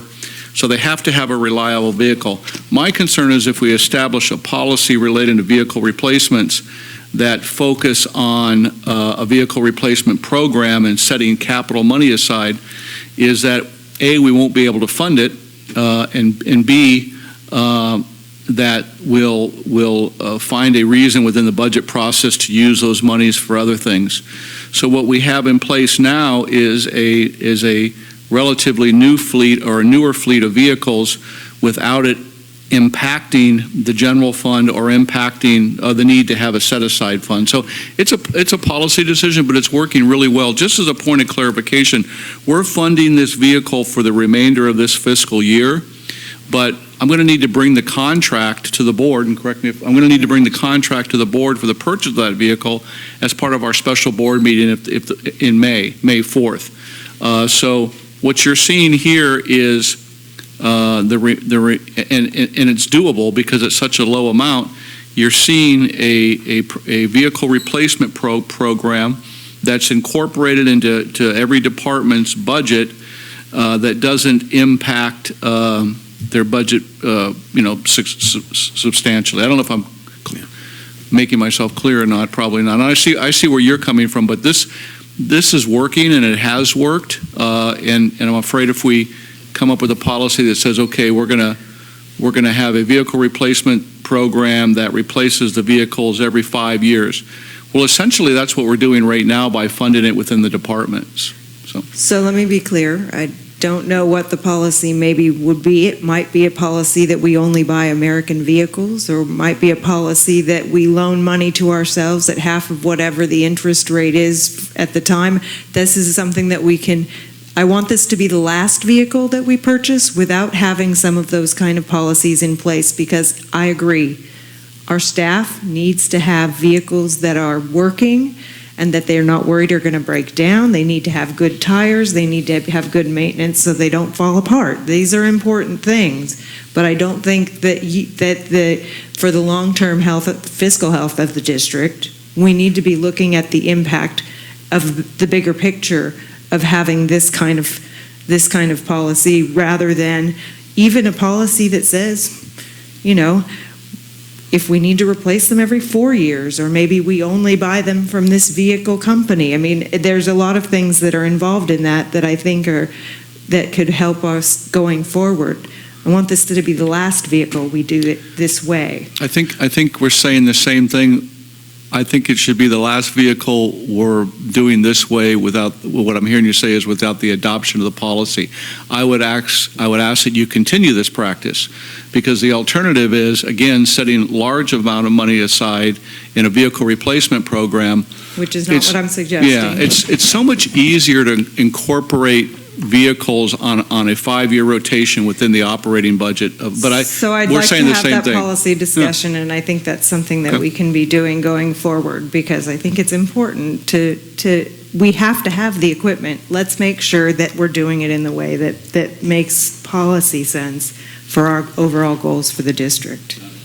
Can I, Madam President? I wanted to point out one, the fire department in the current budget has a truck that is authorized to be purchased under this process. And so I'd like clarification on whether we can proceed with the purchase of that one. And I don't see the numbers on that. Were the numbers missing on that and I just didn't see I don't it? think so. Because I was looking at that. It says on page 205, pickup truck interest, pickup truck principal. Yeah, it's under 617001, Chief Command Pickup Truck, 5-year lease, $11,000. On page 2. Oh, okay. So what are the two that are below where it says notes to fire budget? Those are the two that we're already paying for. Oh. That's the ones that are. That's the one that we're already paying for. 'Cause of Right. the interest. And those are the ones that are up at the top of the page, under debt service. The capital is the one we're going to buy this year. Madam Thank President? So an example of this is $11,000 in the fire department budget. That's for a year, so if you divide that by 12 months, it's less than $1,000 a month, and we're amortizing it over a 5-year period of time. So it's manageable, I guess what I'm saying, as opposed to coming to you and saying, after 5 years, I need $55,000. So this is absorbed into the budget. 5 years, we'll replace the vehicle. So that's how we're doing it. And if the board majority is okay with that policy, I just want to be able to have the discussion when we're looking at the budget going forward, because we need to have some guidelines that will help you out and help us do our job. Well, the finance manager has asked a question. I don't think he's gotten an answer. Well, no, I mean, we'll have to, when we're ready to purchase it, we'll have to bring it to the board. And I'm only one person, and that's my recommendation, but we haven't had a consensus of the board. You're absolutely correct. This is a critical piece of public safety equipment. And So then if you're okay, if there's a consensus of the board to leave this one in here too, I don't have a problem with that. I want to make sure that we have, I don't do things by myself. Madam President, may I suggest that if I understand this correctly, and to put things in perspective, this is a mid-year budget review that didn't start until last March. At the end of our last meeting, we said, sharpen the pencil. I believe that you did a fantastic job along with Director Sanders, and we're approving today an adjustment to the adjustment. And if that in fact is the right perspective, I move that we adopt Resolution 15, 2017, approving amendments to the CCSD budget for fiscal year 2016-2017. second the motion, and would the maker of the first also include authority from the board to proceed with buying a new fire command vehicle? If that is, yes. Yes. Okay. I think it is in. I think it's in the budget. So But we're specifying that. But Yes. the finance manager Yes. raised the issue, and I want to make sure he's got a clear answer. Okay. That's good. Okay. Are you clear, Patrick? On Yeah, that? yeah. Yes, Okay. ma'am. Director Farmer and then Director Thompson. Thank you. First, Patrick, I want to thank you for doing a very thorough and thoughtful and professional job in every way that you're operating at our district, and I think a lot of people in the community feel that way as well. So thank you for that. Thank you. For everything that you do. Under fiscal impact, here on the first page of 8B, where it says the proposed amendments to the fiscal year, and then it goes on, changes to the general fund, water fund, wastewater fund, and emergency water supply project. We were given a permit by the county for an emergency water supply project, so to speak, for existing customers only and not for growth. But of course, down here we have the SWF operations and all of that, two different items. Yeah. So I just wanted to point that out. Thank you.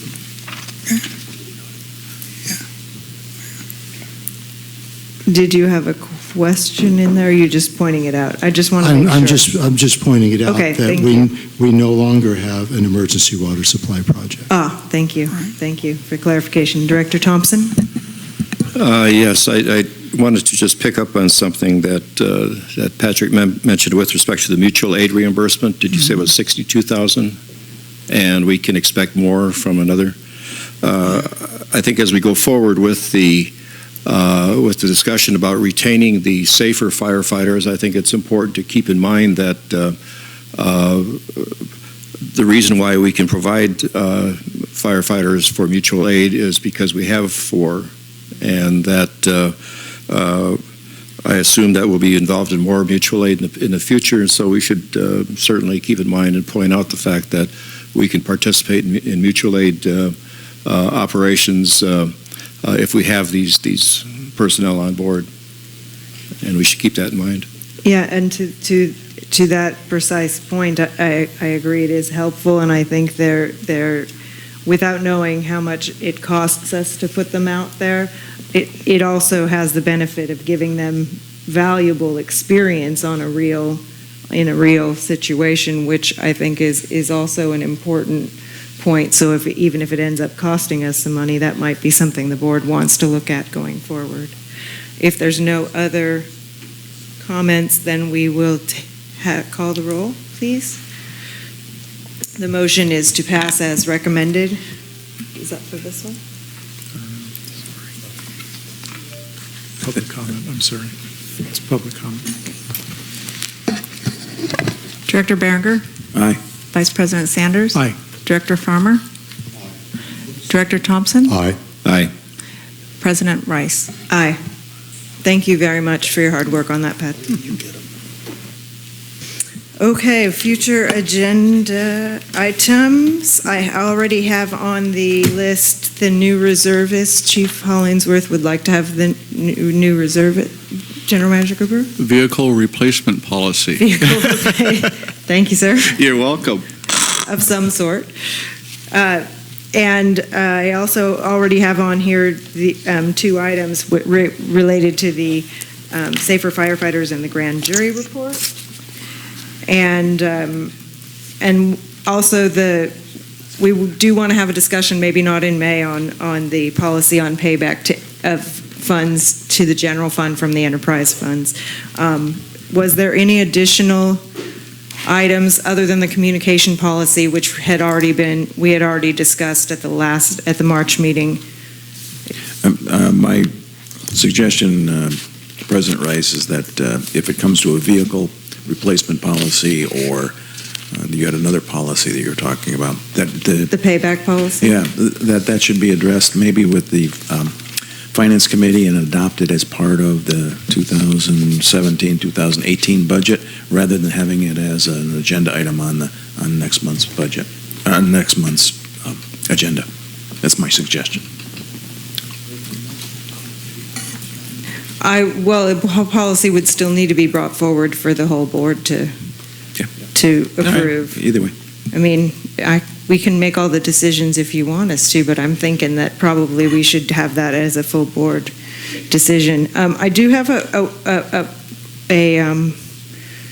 public comment, and we didn't have 30 minutes at the start, but I would like to hear what Mr. McKinnon has to say. Please bless us with your wisdom. Jerry McKinnon, thank you for this special consideration. I apologize for not being here with the first go-around. There's a rumor in town that you may say yes or no or plead the Fifth Amendment. Bring it up at the next budget because we only have 2 months left in this fiscal year, and perhaps it'll show up next year. Is it a yes or no or Fifth Amendment that the CCSD is considering buying the old library building? Thank you. Vice President Sanders? It's a yes. Considering. Thank you. Thank you for your comment. Thank you for your attention. And for everybody who stayed today, cookies, but not today. Sorry. You got to come to the next meeting, which is May 4th at 2 p.m. We'll be considering the budget. Thank you. We are adjourned.